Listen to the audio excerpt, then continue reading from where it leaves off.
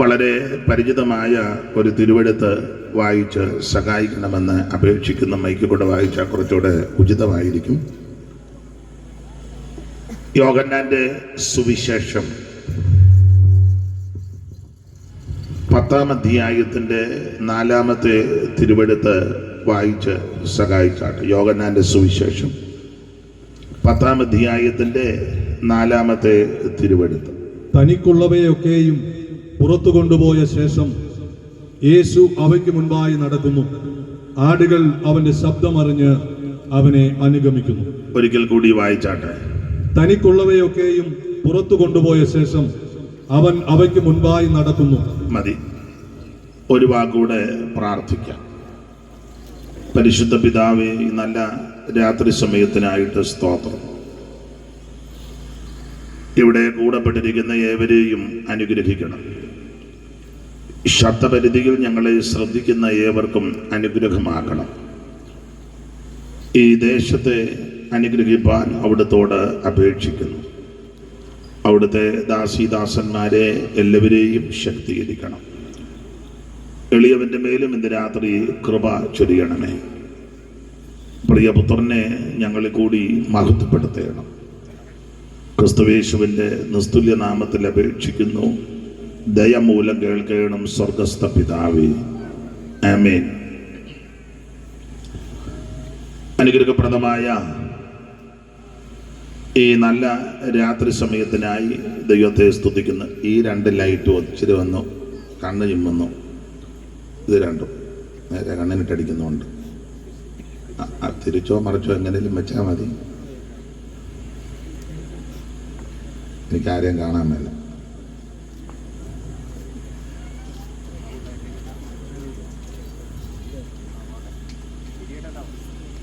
ഇത് ചോദിക്കുന്നുണ്ട്. മതി മതി മതി മതി. നിങ്ങൾക്ക് ആർക്കും അത്ര നല്ല കളറുള്ളതല്ല. ചില മറ്റു വച്ചാനേ ഉള്ളെന്ന് തോന്നുന്നു.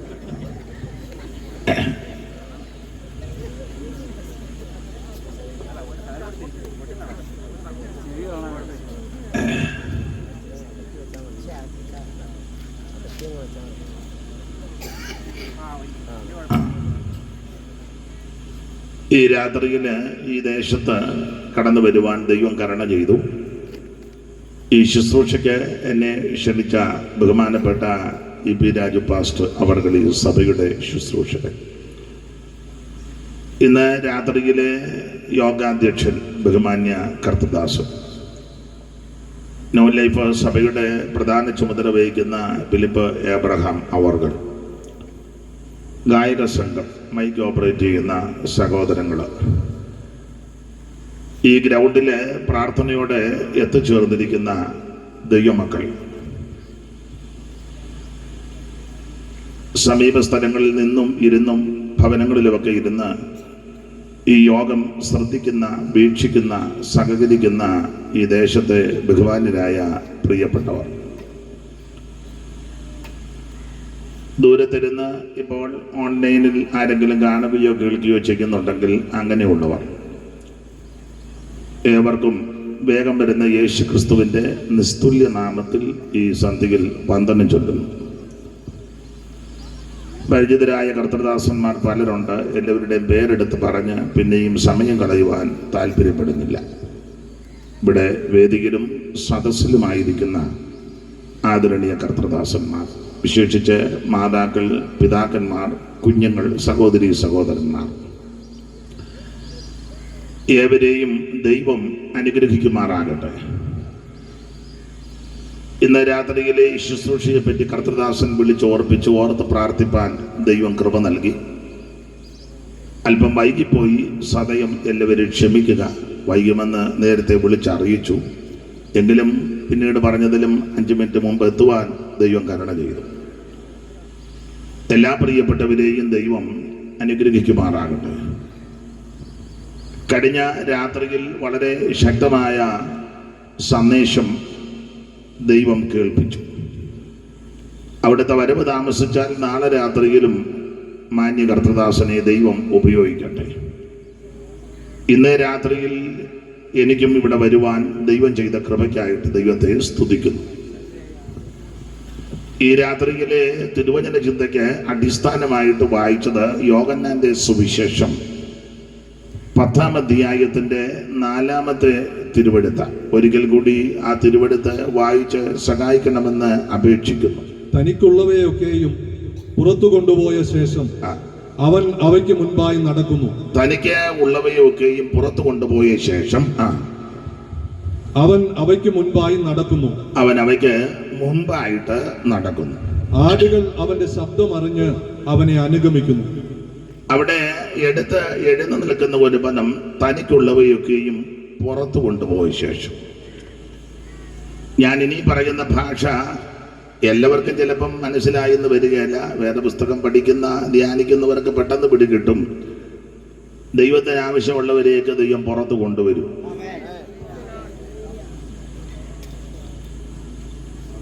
ഈ രാത്രി ഈ ദേശത്തോട് ദൈവം അങ്ങനെ ഇടപെടുമാറാകട്ടെ. കസാര ഇനി ഇല്ലെന്ന് തോന്നില്ലയോ? നമ്മളെവിടെയെങ്കിലും അങ്ങ് ഇരുന്നാട്ട്. ഇനി കസാര ഉണ്ടോ? കുഴപ്പമില്ല, ഞാനും നിൽക്കുക, അവര് നിൽക്കട്ടെ.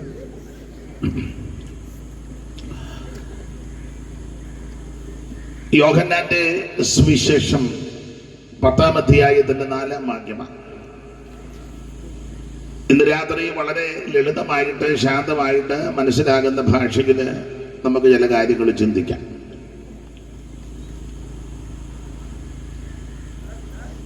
യോഹന്നാന്റെ സുവിശേഷം. അപ്പൊ ആ ഭാഗത്തേക്ക് വരുന്നതിന് മുമ്പ് ഈ പുസ്തകത്തെ പറ്റി ഒന്ന് പരിചയപ്പെടുത്താം. ഇവിടെ ഇരിക്കുന്ന സ്റ്റേജിലും സദസ്സിലും ഒക്കെ ഇരിക്കുന്നവർക്ക് ഈ പുസ്തകം നല്ല പരിചയമാണ്. ഈ പുസ്തകം, ഇതിന്റെ പേര് സത്യവേദ പുസ്തകം എന്ന പേരെങ്ങനാ? സത്യവേദ പുസ്തകം. 4 വേദം, 6 ശാസ്ത്രം, 18 പുരാണങ്ങൾ, അങ്ങനെയൊക്കെയാണ് നമ്മൾ പഠിച്ചതും പഠിപ്പിച്ചതും പഠിക്കുന്നതും. എന്നാൽ ഇതിന്റെ പേര് സത്യവേദ പുസ്തകം. മുഴുവൻ സത്യമാണ്. ഇതുപോലെ ഒരു പുസ്തകം ഉലകത്തിൽ ഉണ്ടായിട്ടില്ല, ഇനി ഉണ്ടാകത്തുമില്ല, ആർക്കോട്ട് ഉണ്ടാക്കാനും ഒക്കുകയില്ല. അത്രയ്ക്ക് വിശേഷപ്പെട്ട പുസ്തകമാണ് ഈ സത്യവേദ പുസ്തകം. ഇതെടുത്തത് തന്നെ വലിയ മഹാഭാഗ്യമാണ്. ഈ പുസ്തകം 66 പുസ്തകങ്ങൾ അടങ്ങുന്നതാണ് ഈ സത്യവേദ പുസ്തകം.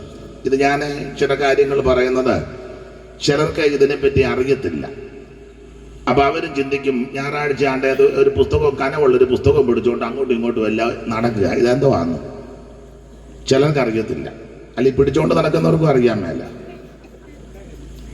വർഷങ്ങളായിട്ട് അമ്മ ഇത് ചുമന്നുകൊണ്ട് നടക്കുന്നുള്ളത് അമ്മയ്ക്ക് ഇതിനെ വകുപ്പ് എന്നാന്ന് അറിയാൻ മേല. അപ്പൊ അതുകൊണ്ട് അതൊന്ന് അറിഞ്ഞേച്ച് മുമ്പോട്ട് പോകാം. അപ്പൊ 66 പുസ്തകങ്ങൾ അടങ്ങുന്ന പുസ്തകമാണ് സത്യവേദ പുസ്തകം. ഓരോ പുസ്തകങ്ങളായിട്ട് ഉൽപ്പത്തി പുസ്തകം ആദ്യ പുസ്തകം, പുറപ്പാട് പുസ്തകം 2-ാം പുസ്തകം, ലേവ്യ പുസ്തകം 3-ാം പുസ്തകം, സംഖ്യാ പുസ്തകം 4-ാം പുസ്തകം, ആവർത്തന പുസ്തകം 5-ാം പുസ്തകം, ഇങ്ങനെ ഓരോരോ പുസ്തകങ്ങളാണ്. രാമായണത്തെ ഖണ്ഡങ്ങളായിട്ടാണ് പഠിക്കുന്നത്. രാമായണം ഞാൻ പണ്ട് വായിച്ചിട്ടുണ്ട്. അമ്പലത്തിൽ പോകുന്ന കാലത്ത് രാമായണമൊക്കെ വായിച്ചിട്ടുണ്ട്. വലുതായിട്ട് വായിക്കാനൊന്നും അറിയാൻ പറ്റില്ലെങ്കിലും വലിയ തെറ്റില്ലാതെ വായിക്കും. ട്യൂണൊന്നും നോക്കുകയല്ല, എങ്കിലും വായിച്ചിട്ടുണ്ട്. അപ്പൊ അത് കാണ്ഡങ്ങളായിട്ടാ. അയോധ്യാകാന്ഡം, കിഷ്കിന്ധകാന്ഡം, ബാലകാന്ഡം, സുന്ദരകാന്ഡം, ഇങ്ങനെ കാണ്ഡങ്ങളായിട്ട്, ഇത് പുസ്തകങ്ങളായിട്ട്. മഹാഭാരതം പർവങ്ങളായിട്ടാ. ദ്രോണപർവം, ഭീഷ്മപർവം, കർണപർവം, പർവം. ഭഗവത്ഗീത യോഗങ്ങളായിട്ടാ. അർജുന വിഷാദ യോഗം, സാംഖ്യയോഗം, ഗുണയോഗം, കർമ്മയോഗം, യോഗമാണല്ലോ. അപ്പോൾ ഈ പുസ്തകങ്ങളായിട്ടാണ്. ഉൽപ്പത്തി പുസ്തകം, പുറപ്പാട് പുസ്തകം, ലേവ്യ പുസ്തകം, സംഖ്യാ പുസ്തകം, ആവർത്തന പുസ്തകം, യോശുവയുടെ പുസ്തകം, ഇങ്ങനെ പുസ്തകം. അതിൽ ആദ്യത്തെ പുസ്തകം ഉൽപ്പത്തി പുസ്തകം, ഒടുവിലത്തെ പുസ്തകം വെളിപ്പാട് പുസ്തകം. അങ്ങനെയാണ് ഇത് 66 പുസ്തകം. ഇതുപോലെ ഒരു പുസ്തകം ഉണ്ടായിട്ടില്ല. എനിക്ക് സാധാരണ പഴയ പാട്ടുകൾ പാടുന്നൊന്നും അവകാശപ്പെടുകയല്ല, ചൊല്ലും. അതായിരിക്കും കുറച്ചുകൂടെ നല്ലത്. അപ്പൊ അതിന്റെ താളത്തിൽ നിൽക്കാൻ സഹോദരന്മാരെ കൊണ്ടുവന്നവർ വന്നിട്ടില്ല. എങ്കിലും നിങ്ങളും സഹകരിക്കുകയാണെങ്കിൽ നമുക്ക് നോക്കാം. ഒരു ദിവസം പശുവിനെ വഴിയിലും കെട്ടാണ്. അപ്പൊ നിങ്ങൾ വന്ന് നോക്ക. ഇവരെ 2 ദിവസം കൂടെ സഹകരിക്കുകയാണെങ്കിൽ അതിന്റെ കണക്കിന് പോകും. ആദ്യമായിട്ടായതുകൊണ്ട് ചിലപ്പം അപാകതകൾ വരും. പണ്ട് സ്കൂളിൽ പഠിച്ചത് ആ കൃഷ്ണഗാഥ, ചെറുശ്ശേരി എഴുതിയത് കൃഷ്ണഗാഥ. അപ്പൊ അതിന്റെ താളത്തിൽ ഒരു വരി എഴുതിയിട്ടുണ്ട്. ആ വരി ഇങ്ങനെ, ഈ പുസ്തകത്തെ പറ്റിയാ: വേദഗ്രന്ഥത്തിലെ ദിവ്യവചനങ്ങൾ മാധുര്യമേറിടും തേനിനേക്കാൾ, പാതയ്ക്കു ദീപവും ആത്മാവിൻ വാളതും പാറയെ പൊട്ടിക്കും ചുറ്റികയും. ആ താളത്തിലിടും. താളമൊന്നും പറയാൻ അറിയാൻ മേല. കുഞ്ഞിനെ തൊട്ടിയാലാട്ടിയപ്പോഴല്ലയോ ഉന്തുന്തുന്തുന്തുന്തെന്ന് പഠിച്ചല്ലയോ? ഉന്തുന്തുന്തു നീ പഠിച്ചല്ലേ?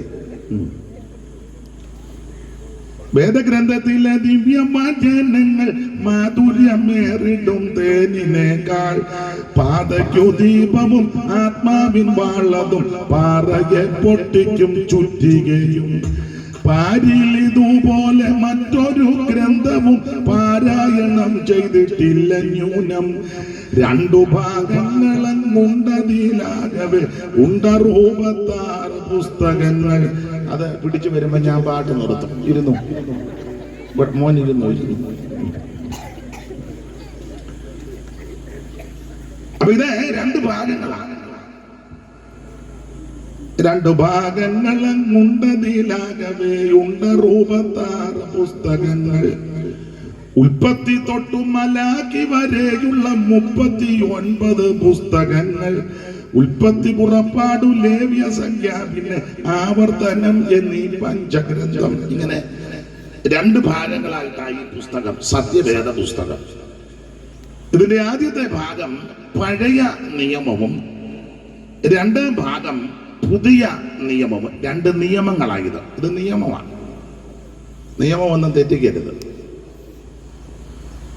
ഈ പുസ്തകം വണ്ടിയുടെ ഫ്രണ്ടിൽ വെച്ചേച്ച് ചുമന്ന ലൈറ്റ് തെളിഞ്ഞു നിൽക്കുമ്പോൾ വണ്ടി പോകരുത്. മനസ്സിലായില്ല? ട്രാഫിക്കിന്റെ അവിടെ പുസ്തകം ഫ്രണ്ടിൽ ഇരിക്കുക. സിഗ്നല് ചുമന്ന ലൈറ്റ്, അന്നേരം കയറി പോവുക. ഇരിക്കുന്ന പുസ്തകം എന്നതാണ്? എന്തേലും വാ തുറന്ന് പറ. നിയമം. മനസ്സിലാകുന്നില്ല? ഇത് നിയമ പുസ്തകമാണ്.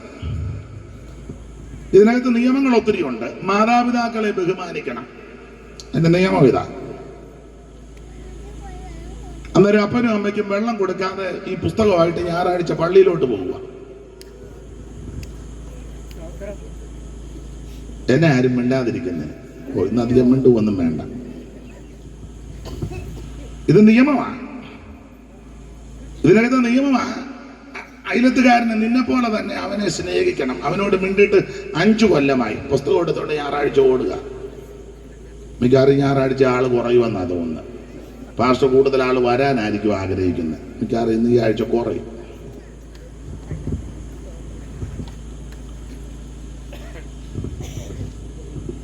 ഈ പുസ്തകത്തിന്റെ നിയമം, ഈ കണ്ണ് തടിച്ചാൽ ഇവിടെ കൂടെ കാണിച്ചു കൊടുക്കണം. ഇതായതിന്റെ നിയമം അതാ. അന്നേരം അടിക്കാൻ അവൻ കൈ പൊക്കിയതേ ഉള്ളൂ, അവനെ നമ്മൾ താഴെ കളഞ്ഞു.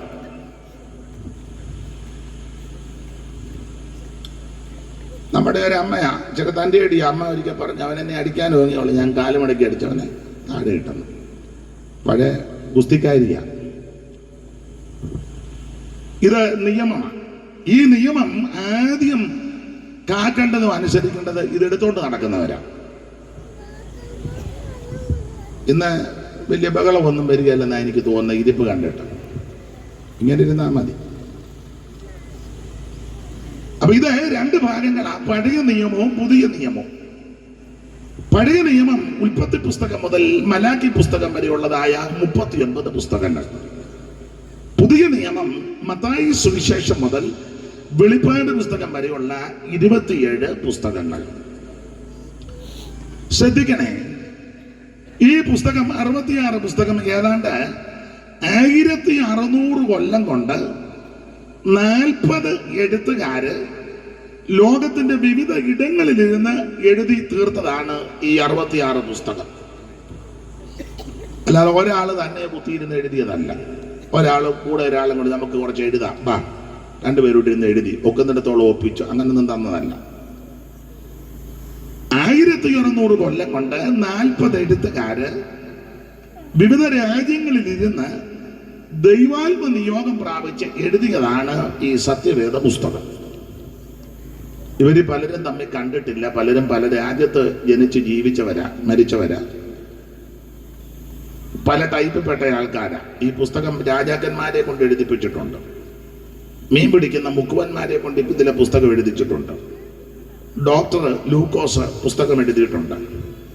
മാത്രമല്ല ആടുകളെ തീറ്റുന്നവരെ കൊണ്ട് ഇതിലെ പുസ്തകം എഴുതിച്ചിട്ടുണ്ട്, ഭരണ തന്ത്രജ്ഞന്മാരെ കൊണ്ട് ഇതിലെ പുസ്തകം എഴുതിച്ചിട്ടുണ്ട്, വിദ്യാ നിപുണന്മാരായ പ്രിയപ്പെട്ടവരും ഇതിനകത്തെ പുസ്തകം എഴുതി. എന്ന് പറഞ്ഞാൽ ലോകത്തിന്റെ അല്ലെങ്കിൽ ജീവിതത്തിന്റെ എല്ലാ തുറകളിൽപ്പെട്ടവരെയും പുസ്തകം എഴുതാൻ ദൈവം ഉപയോഗിച്ചു.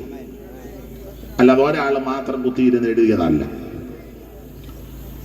സാധാരണക്കാര്, രാജാക്കന്മാര്, ജ്ഞാനികള്, വിഹീനന്മാര്, വിദ്യാ നിപുണന്മാര്, അവരെല്ലാം കൂടെ ചേർന്നാണ് ഇത് എഴുതിയത്.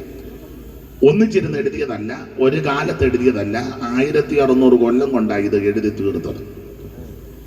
പക്ഷെ ഈ പുസ്തകത്തിന്റെ വിശേഷത എഴുതി തീർത്തു വന്നപ്പോൾ ഇത് ഒത്തൊന്നുള്ളത്. 1600 കൊല്ലം മുമ്പ് പറഞ്ഞ കാര്യം 1600 കൊല്ലം കഴിഞ്ഞപ്പോ തിരുത്തേണ്ട ഗതികേട് വന്നിട്ടില്ലെന്നായി പറഞ്ഞത്. തിരുത്തേണ്ട ഗതികേട് വന്നിട്ടില്ല, അതാണ് ഈ പുസ്തകത്തിന്റെ വിശേഷത. കാരണം ഉൽപ്പത്തി പുസ്തകം 1-ാം അധ്യായത്തിൽ ഒരു ദൈവത്തെ പറ്റി പറയുന്നുണ്ട്. വായിച്ചോ, ഉൽപ്പത്തി 1:1. കാണാതാണെങ്കിലും പറയാമല്ലോ. ആദിയിൽ ദൈവം ആകാശവും ഭൂമിയും സൃഷ്ടിച്ചു. ദൈവങ്ങൾ എന്നല്ല, ദൈവം ഏകവചനമാണ്. ആദിയിൽ ദൈവം, ഏകദൈവം, സത്യദൈവം, നിത്യദൈവം, സാക്ഷാൽ ദൈവം, ജീവനുള്ള ദൈവം, ഏകദൈവം. ഏകസത്യ ദൈവമേയുള്ളൂ ഭൂവാസികളെ, ഏകസത്യ ദൈവമേയുള്ളൂ ഭൂവാസികളെ, ഏകസത്യ ദൈവമേയുള്ളൂ. ഏകസത്യ ദൈവമൊന്ന്, ഏകരക്ഷിതാവുമൊന്ന്, ഏകസത്യ ദൈവമൊന്ന്, ഏകരക്ഷിതാവുമൊന്ന്, ഏകസത്യവേദമൊന്ന്, ഏകരക്ഷാമാർഗമൊന്ന്, ഏകസത്യവേദമൊന്ന്, ഏകരക്ഷാമാർഗമൊന്ന്, ഏകസത്യ ദൈവമേയുള്ളൂ ഭൂവാസികളെ, ഏകസത്യ ദൈവമേയുള്ളൂ. അപ്പൊ ശ്രദ്ധിച്ചാൽ ഏകദൈവം, സത്യദൈവം. അതാണ് 1-ാം അധ്യായത്തിന്റെ 1-ൽ ഈ പുസ്തകത്തിന്റെ ആദ്യ പുസ്തകം ഉൽപ്പത്തി പുസ്തകം 1-ാം അധ്യായത്തിന്റെ 1-ൽ ഏകദൈവം. ആദിയിൽ ദൈവം ആകാശവും ഭൂമിയും സൃഷ്ടിച്ചു. ദൈവം സൃഷ്ടിച്ചതാണ്, അല്ലാതെ ഓരോ ഏരിയ ഓരോരുത്തർ സൃഷ്ടിച്ചതല്ല. പാപ്പച്ചനെ ആ ഏരിയ സൃഷ്ടിച്ചു, തങ്കച്ചമ്മന്ന് മറ്റേ ഏരിയ സൃഷ്ടിച്ചു, കറിയാച്ചമ്മന്ന് അവിടം സൃഷ്ടിച്ചു, ദാമോദരൻ അവിടെ സൃഷ്ടിച്ചു, ശിവൻപിള്ള അവിടം സൃഷ്ടിച്ചു. അങ്ങനെ ഓരോരുത്തരോരുത്തർ സൃഷ്ടിച്ചതല്ല, ദൈവം സൃഷ്ടിച്ചതാണ്. എന്നാൽ സ്കൂളില് പണ്ട് പഠിച്ചിട്ടുണ്ട് അല്ലേ, കോടാലി എടുത്തെറിഞ്ഞപ്പോൾ കേരളം പൊങ്ങി വന്നാണ്. സ്കൂളിൽ പഠിച്ചത് നിങ്ങൾ പഠിച്ചില്ലയോ? ഞാൻ പഠിച്ചത് അത്രയൊക്കെ പഠിത്തമുള്ളതാ.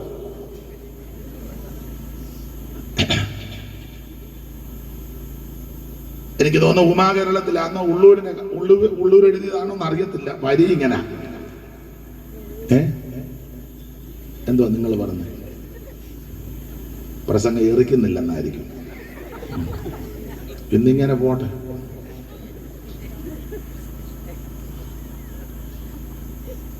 അത് സ്കൂളിൽ പഠിച്ചത് ഇങ്ങനെ: കന്യാകുമാരി ചിതിയാതിയായി കോകർണാന്തമായി തെക്ക് വടക്ക് നീളേ അന്യോന്യമംബാശിവർ നീട്ടിവിട്ട കണ്ണോട്ടമേറ്റുണ്ടൊരു നല്ല രാജ്യം. പണ്ട് പഠിച്ചത്.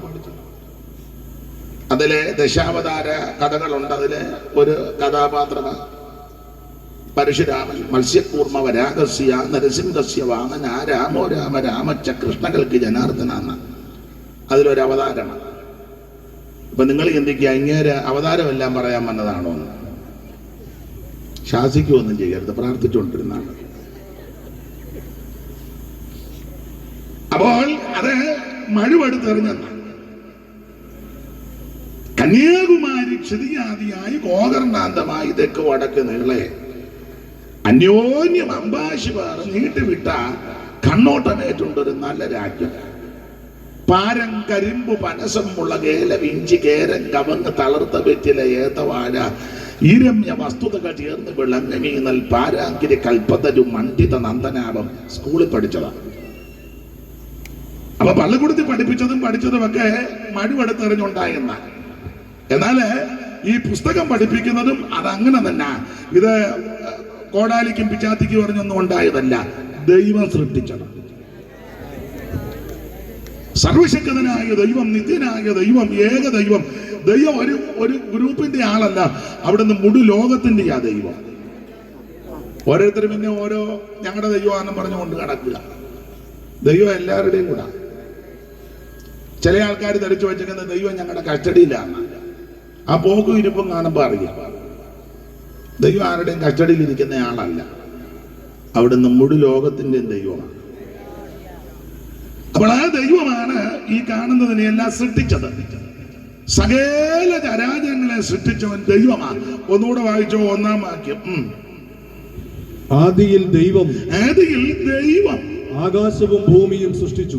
സകല ലോകങ്ങൾക്കും ആദികാരണമിവൻ, സകല ഭൂതങ്ങൾക്കും ആകാരപ്രദനിവൻ, സകല ദേവവൃന്ദ വന്ദിത പദാപുലൻ, സകല നിഷ്കലത്വം പേറുന്ന പെരിയവൻ, അകമാകാരന്മാരിൽ ആദമൻ മോദതും സർവാഗമ പൊരുളാകുമി പരാശക്തിക്ക്.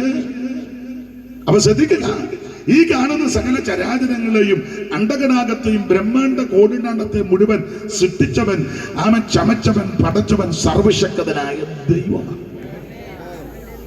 അതായി പുസ്തകത്തിന്റെ ആദ്യ ഭാഗത്ത് ദൈവം ആദിയിൽ ദൈവം. അപ്പൊ 1600 കൊല്ലം മുമ്പ് ഒരു ദൈവത്തെ പരിചയപ്പെടുത്തി. 1600 കൊല്ലം കഴിഞ്ഞ് വെളിപ്പാട് പുസ്തകത്തിൽ വരുമ്പോഴും ആ ദൈവത്തെ തന്നെയാ പറഞ്ഞേക്കുന്നത്.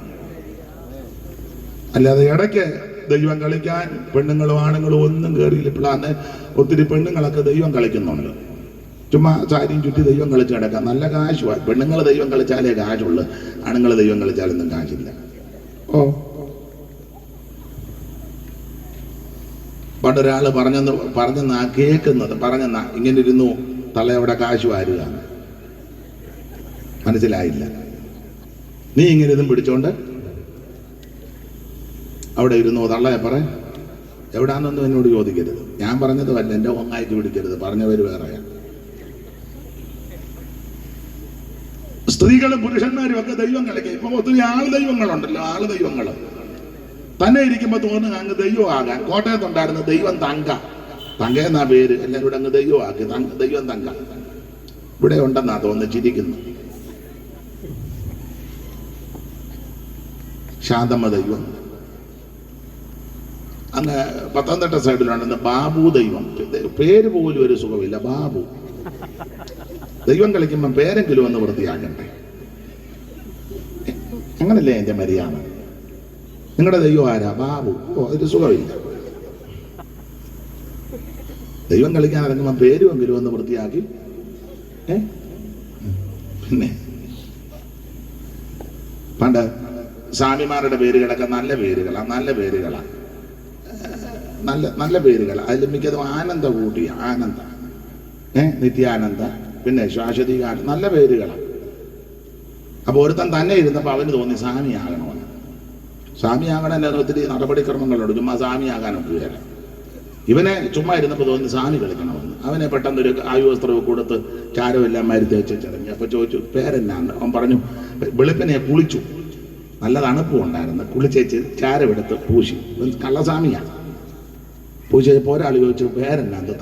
അപ്പം പറഞ്ഞു തണുപ്പത്ത് കിടുകിടാനന്ദ. അപ്പം തണുപ്പ് കൊണ്ട് കുളിര് കയറുന്നപ്പം പുള്ളി എല്ലാം ആനന്ദ കൂട്ടിയാണല്ലോ അവരുടെ എല്ലാം പേര്. സ്വാമി തണുപ്പത്ത് കിടുകിടാനന്ദ. ദൈവത്തിന്റെ വിശേഷതകളുണ്ട്. ഒന്ന്, അവിടുന്ന് സർവശക്തനാണ്. രണ്ട്, സർവജ്ഞാനിയാണ്. മൂന്ന്, സർവവ്യാപിയാണ്. അവിടുന്ന് സർവജ്ഞാനിയാണ്. സർവത്തെയും നിയന്ത്രിക്കുന്നവനാ, സർവത്തെ സൃഷ്ടിച്ചവനാ ദൈവം. മൈക്ക് ഒരു എന്തോ അതിന് ഡിലേ കുറയ്ക്കണം. നിങ്ങൾ പറഞ്ഞു കൊടുക്കണം. അതിനെ കുത്തിയിരിക്കാതെ പറഞ്ഞു. അതോ നിങ്ങളുടെ അതിനെ മാത്രമേ പറയുള്ളൂ? എൻ്റെ അതിനോടെ പറഞ്ഞു കൊടുക്കണം.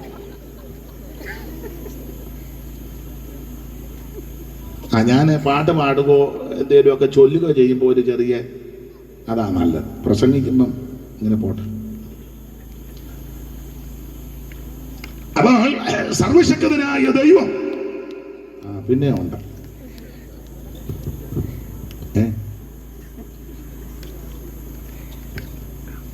അപ്പൊ ഉൽപ്പത്തി പുസ്തകം 1-ാം അധ്യായത്തിൽ ഒരു ദൈവത്തെ പരിചയപ്പെടുത്തി. ആദിയിൽ ദൈവം ആകാശവും ഭൂമിയും സൃഷ്ടിച്ചു.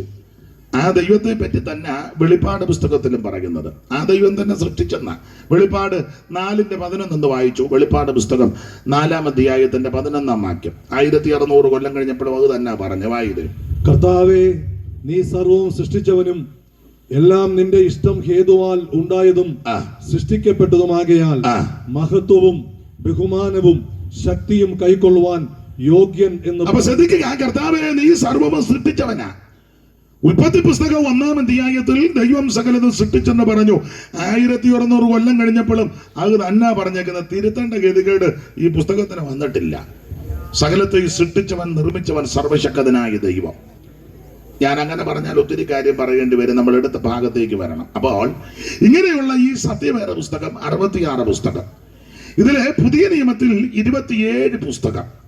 ആ 27 പുസ്തകത്തിൽ ആരംഭത്തിൽ 5 ചരിത്ര പുസ്തകമാണ്. ആ 5 ചരിത്ര പുസ്തകത്തിൽ 4 പുസ്തകം സുവിശേഷമാണ്, യേശു ക്രിസ്തുവിന്റെ ചരിത്രം.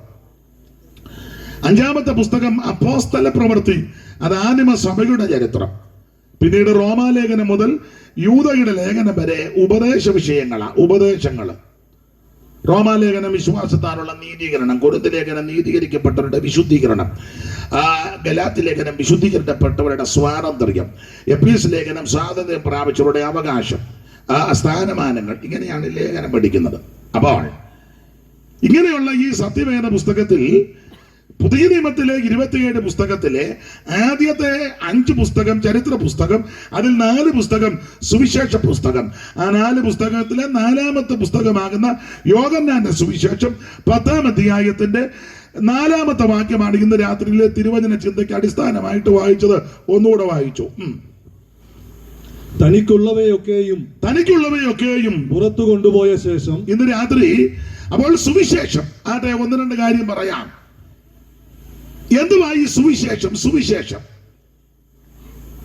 ചിലർക്ക് ഇത് കേൾക്കുന്നത് അസ്വസ്ഥതയാണ്. പണ്ട് ഒരിക്കൽ സുവിശേഷം പറയാൻ പോയപ്പോൾ ഒരാൾ ചോദിച്ചു, എന്തുവാ നമ്മള് സുവിശേഷം? വേണ്ട, വിശേഷമൊന്നും വേണ്ട, ഇവിടെ നിന്ന് പോ, കൂടുതൽ വിശേഷമൊന്നും വേണ്ട. തന്നെയല്ല, നമ്മൾ ചിലരെ എവിടെയെങ്കിലും മുക്കിനോ മൂലയ്ക്കോ നിന്ന് സുവിശേഷം പറഞ്ഞാൽ ചിലർക്ക് ഇഷ്ടമല്ല, ചിലർ ബഹുമാനിക്കും. അവരെ ചിലർ പറയും നല്ല കാര്യമാണ് പറയുന്നത്, നിന്ന് പറയട്ടെ. കുഞ്ഞുങ്ങളെല്ലാം മദ്യത്തിനും മയക്കുമരുന്നിനും ലഹരി പദാർത്ഥങ്ങൾക്കും അടിമപ്പെട്ട് മനുഷ്യനെ മനുഷ്യനായിട്ട് കാണാതെ താന്തോന്നികളായിട്ടും തന്നിഷ്ടക്കാരായിട്ടും അടിയും ബഹളവും പ്രശ്നമൊക്കെ ആയിട്ട് ജീവിക്കുമ്പോൾ ഇവര് പറയട്ടെ നല്ല കാര്യമല്ലേ പറഞ്ഞോട്ടെന്ന് ചിലര് പറയും. എന്നാൽ ചില പറയും വേണ്ട, ഈ ചേമ്പ് ഈ കാലത്തിൽ ഇവിടെ വേകുകയല്ല, കൊണ്ടുപോ, ഈ പരിപ്പ് ഇവിടെ അങ്ങനെ ഓടിക്കും. അങ്ങനെയുള്ള ആൾക്കാരുണ്ട്. എന്നാൽ ഇന്ന് രാത്രി എന്നെ കേൾക്കുന്നവരോട് പറയട്ടെ, എന്തുവാ ഈ സുവിശേഷം? സുവിശേഷം എന്ന് പറഞ്ഞാൽ മതം മാറ്റുകയല്ല, സഭ മാറ്റുകയല്ല, സംഘടന മാറുന്നതുമല്ല സുവിശേഷം. ആളെ കൂട്ടി എന്റെ ഭാഷ പറഞ്ഞ ഓളവും ബഹളവും മേളവും ഒന്നുമല്ല സുവിശേഷം. നാട്ടുകാരുടെ സ്വൈര്യം കെടുത്തുന്നതുമല്ല സുവിശേഷം. എനിക്ക് തോന്നുന്നത് ഇവിടെ 9 മണി 9:30 വരെ സാങ്ഷൻ ഉള്ളൂ. നമുക്ക് അത്രേ തരുവുള്ളൂ. എന്നാൽ ചിലർക്ക് 11:30 ആയാലും കുഴപ്പമൊന്നും അല്ല, അവർക്കും കുഴപ്പമില്ല. നമുക്ക് 9 ആകുമ്പോഴേ നമ്മൾ ബൈബിളിന്റെ സിപ്പിട്ട് കാണിക്കും. ആദ്യം കുഴപ്പം നമുക്കാ. ഇന്നലെ ഒരു യോഗത്തിന് പോകാൻ നേരത്ത് റോഡ് അങ്ങ് ബ്ലോക്കാക്കി, മൊത്തം ബ്ലോക്കാക്കി, വിടുകയില്ലെന്ന് പറഞ്ഞു. വേറെ വഴി കൂടെ പോകാൻ ആർക്കും പ്രശ്നവുമില്ല, എതിരുമില്ല. നമ്മൾ ബ്ലോക്ക് ഒന്നും ആക്കുന്നില്ല, എന്നാലും ഒരു മുക്കിന് നിന്ന് പറഞ്ഞ ഉടനെ ചിലർക്ക് ഇത് ഇഷ്ടമല്ല. എന്നാൽ ഇത് നല്ല കാര്യമായി പറയുന്നത്. ഞാൻ ആ ഭാഗത്തേക്ക് വരിക. അപ്പൊ സുവിശേഷം എന്തുവാ? ഈ സുവിശേഷം മതം മാറ്റുകല്ല, സഭ മാറ്റുകല്ല, സംഘടന മാറ്റുകല്ല, ആളെ കൂട്ടി ബഹളവോളം ഉണ്ടാക്കുകയല്ല, ഭീഷണിപ്പെടുത്തുന്ന മാർഗവുമല്ല. എന്റെ ഭാഷ പറഞ്ഞ വടിവാള് കറക്കി കാണിച്ചേച്ച് ഞങ്ങളുടെ മതത്തിൽ ചേരട, അങ്ങനൊന്നുമല്ല. ആ മാർഗമല്ല ഇത്. തോക്ക് കൊണ്ട് കാണിച്ച് ഭീഷണിപ്പെടുത്തി മതത്തിൽ ചേർക്കുന്ന മാർഗമല്ല. അങ്ങനൊന്നും ചേർക്കുകയല്ല. കാശ് കൊടുത്ത് ചേർക്കുന്ന മാർഗവും അല്ല ഇത്. കാശില്ലല്ലോ, അതുകൊണ്ടല്ലേ സ്വോത്ര കാഴ്ച എടുത്തേ അല്ലേ? ഇരിപ്പ് കാണുമ്പോ അറിയാം കാശില്ല. അന്നേരം ഒരാൾ പറയുന്നത് കാശ് കൊടുത്ത് ചേർക്കുകയാണ്. നല്ല വേല. ഇതുങ്ങളും ഭാരപ്പെട്ടിരിക്കുക, വല്ലതും കിട്ടുമോ ഇല്ല? തരും സമാധാനപ്പെടും. അപ്പൊ ശ്രദ്ധിക്കുക, ഇത് കാശ് കൊടുത്ത ആളെ കൂട്ടുന്ന മാർഗമല്ല, സഭ മാറ്റുകയല്ല, മതം മാറ്റവുമല്ല. സുവിശേഷം എന്ന് പറഞ്ഞാൽ ഒരു വ്യക്തിയാ. അത് മറ്റാരുമല്ല, നസറായനാകുന്ന യേശു ക്രിസ്തു. അതാ സുവിശേഷം. അറിയുള്ള വാക്യമാണെങ്കിലും വായിച്ചു. കാരണം ഇതൊക്കെ വേദപുസ്തകത്തിലെ കാര്യമാ പറയുന്നെന്ന് കേൾവിക്കാർക്ക് മനസ്സിലാകണം. അല്ലെ നിങ്ങൾ പറയും, ആരാന്നോ പറന്ന് ശബ്ദമുള്ള ഒരുത്തം ഏതാണ്ടെല്ലാം പറഞ്ഞു വെച്ചു പോയി, എവിടുന്നാന്നോ? അത് വേണ്ട, പുസ്തകത്തിൽ നിന്നാന്ന് അറിയണം. 2:5 വായിച്ചു. തിമോത്തിയോസിന്റെ 2-ാം ലേഖനം 2:5 എന്തുവാ സുവിശേഷം അവിടെ എഴുതിയിട്ടുണ്ടല്ലോ, വായിച്ചു. തന്നെ വായിക്കാനല്ല, മൈക്കിൽ കൂടെ വായിക്കും. ദാവീദിന്റെ സന്തതിയായിട്ട് ജനിച്ച് മരിച്ചിട്ട് ഉയർത്തെഴുന്നേറ്റിരിക്കുന്ന യേശുക്രിസ്തുവിനെ ഓർത്തുകൊള്ളുക. അതാകുന്നു എന്റെ സുവിശേഷം. അപ്പൊ എന്റെ പ്രിയരെ, സ്നേഹിതരെ, കേൾവിക്കാരോട് പറയട്ടെ, സുവിശേഷം ഒച്ചയും ബഹളവും അല്ല, നാട്ടുകാരുടെ സ്വൈര്യം കെടുത്തുകയല്ല, അലോഗ്യം ഉണ്ടാക്കുകയല്ല, തമ്മിത്തല്ലും അടിപിടിയും അവൻ ചേരി തിരിഞ്ഞ് അടി ഉണ്ടാക്കുകയല്ല, വർഗീയത പറഞ്ഞ് അവൻ ബഹളം ഉണ്ടാക്കുകയല്ല, മതം മാറ്റുകയല്ല, സഭ മാറ്റുകയല്ല, സംഘടന മാറ്റുന്നതല്ല. സുവിശേഷം എന്ന് പറഞ്ഞത് ഒരു വ്യക്തിയാ, അത് മറ്റാരും ല്ല, നസറായനാകുന്ന യേശു ക്രിസ്തു. അതാ സുവിശേഷം. ഓടിച്ചു പറയാം. എന്തിനാ ഈ സുവിശേഷം? എന്തിനാ സുവിശേഷം? ചില ആൾക്കാർ പറയുന്നത് ഒരു പണിയും കൂലിയില്ലാത്ത കുറെ അവന്മാരിറങ്ങിയിട്ടുണ്ടെന്ന്.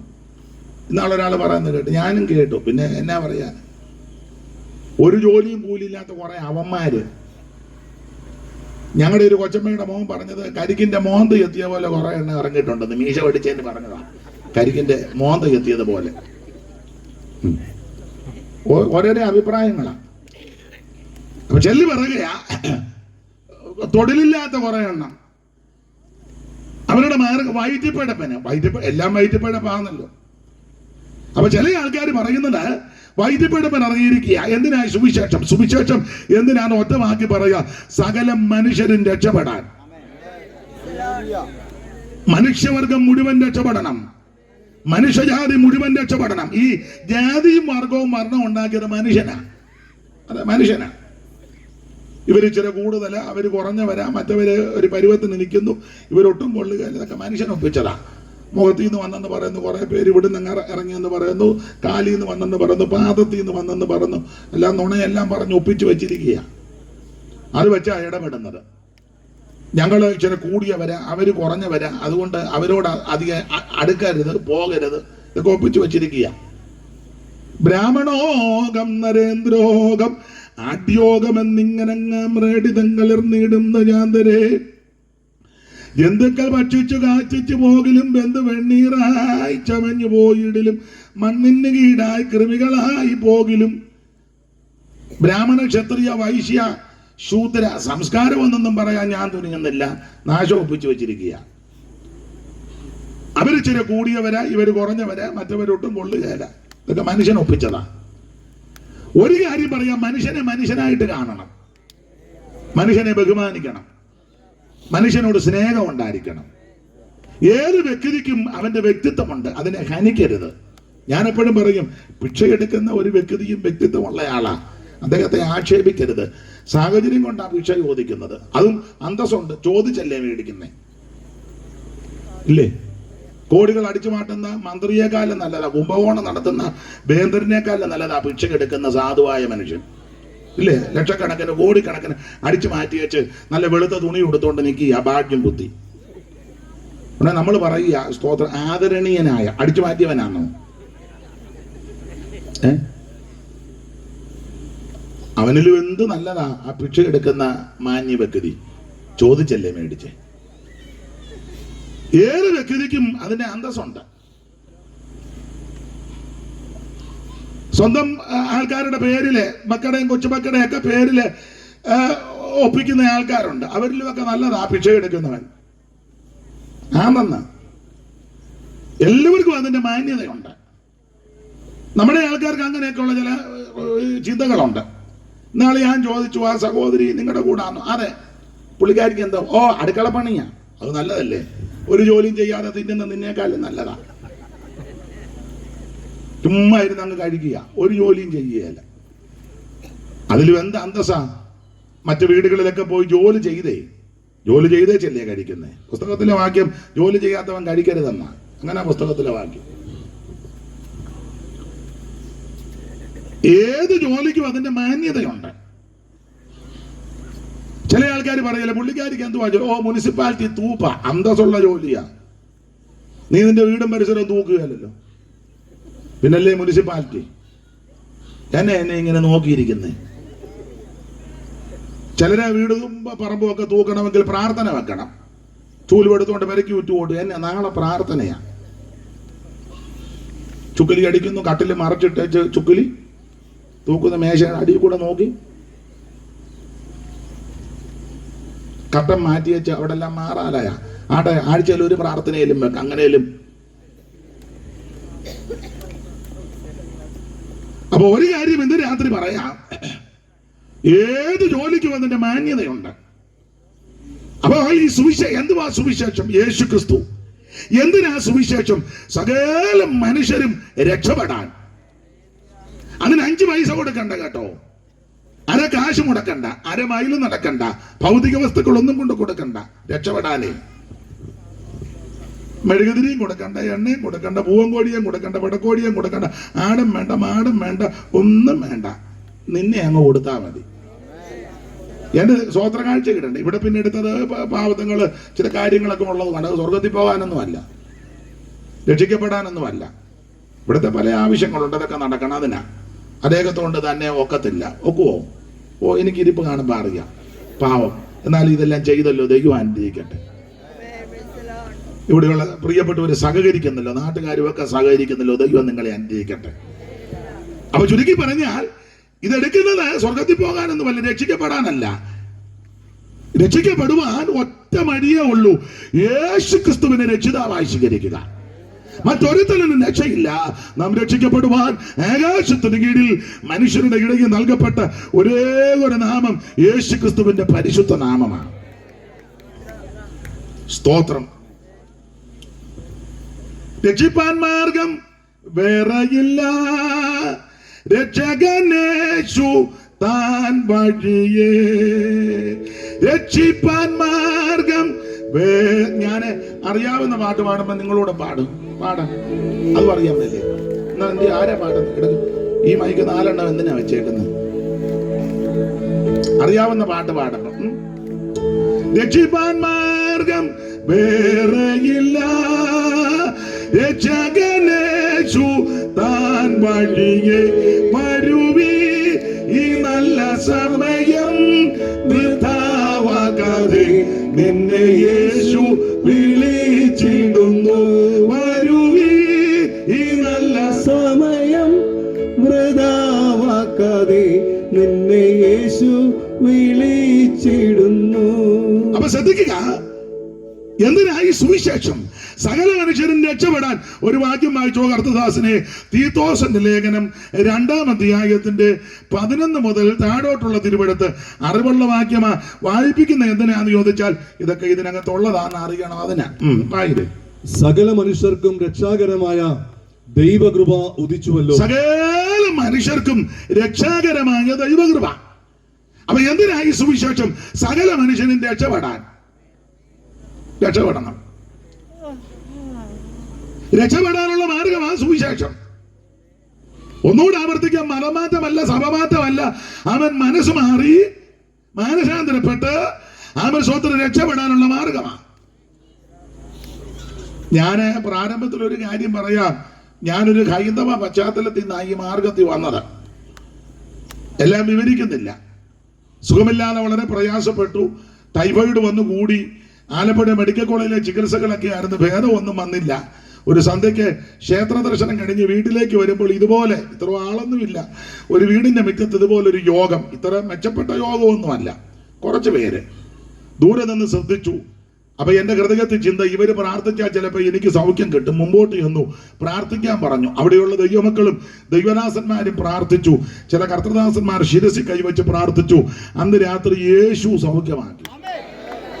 അങ്ങനെയായി മാർഗത്ത് വന്ന്. അപ്പൊ എന്റെ നെറ്റിയിലൊക്കെ കളവക്കുറിയും കൈ പ്രസാദവും ഒക്കെ ഉണ്ടായിരുന്നു. വൃശ്ചികവ്രതത്തിന്റെ സമയമാണ്. ശരണം വിളിയൊക്കെ കഴിഞ്ഞ് നാമജപവും കഴിഞ്ഞാച്ചാ വരുന്നത്. അന്ന് രാത്രി യേശു എന്നെ രക്ഷിച്ചു. അപ്പൊ ഒരു കാര്യം എന്ത് രാത്രി പറയാം, അങ്ങനെയാ ഈ മാർഗത്ത് ഞാൻ വന്നത്. അല്ലാതെ എനിക്ക് ആരും കാശ് തന്നു കൊണ്ടുവന്നല്ല. അങ്ങനെയൊക്കെ ചിലര് പറയുന്നു. കാശ് കൊടുത്ത് കാശും കഞ്ഞി, പിന്നെ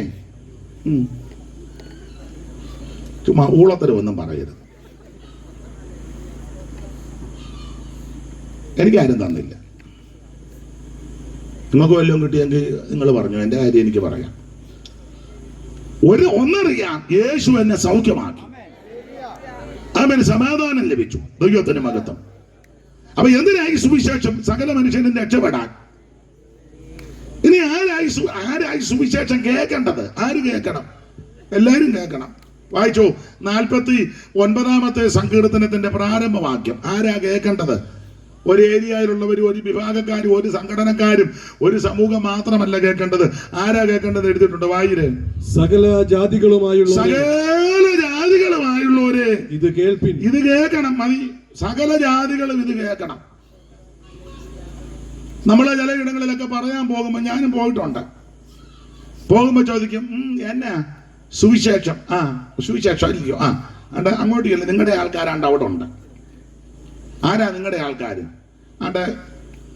പത്രോസും മർക്കോച്ചനും സാറാമ്മയും ചിന്നമ്മയും മേരി, ഏതാ ഒലിപ്പി മേരി. എന്നോടൊരാളെ പറഞ്ഞ ഒലിപ്പി മേരിയാണ്.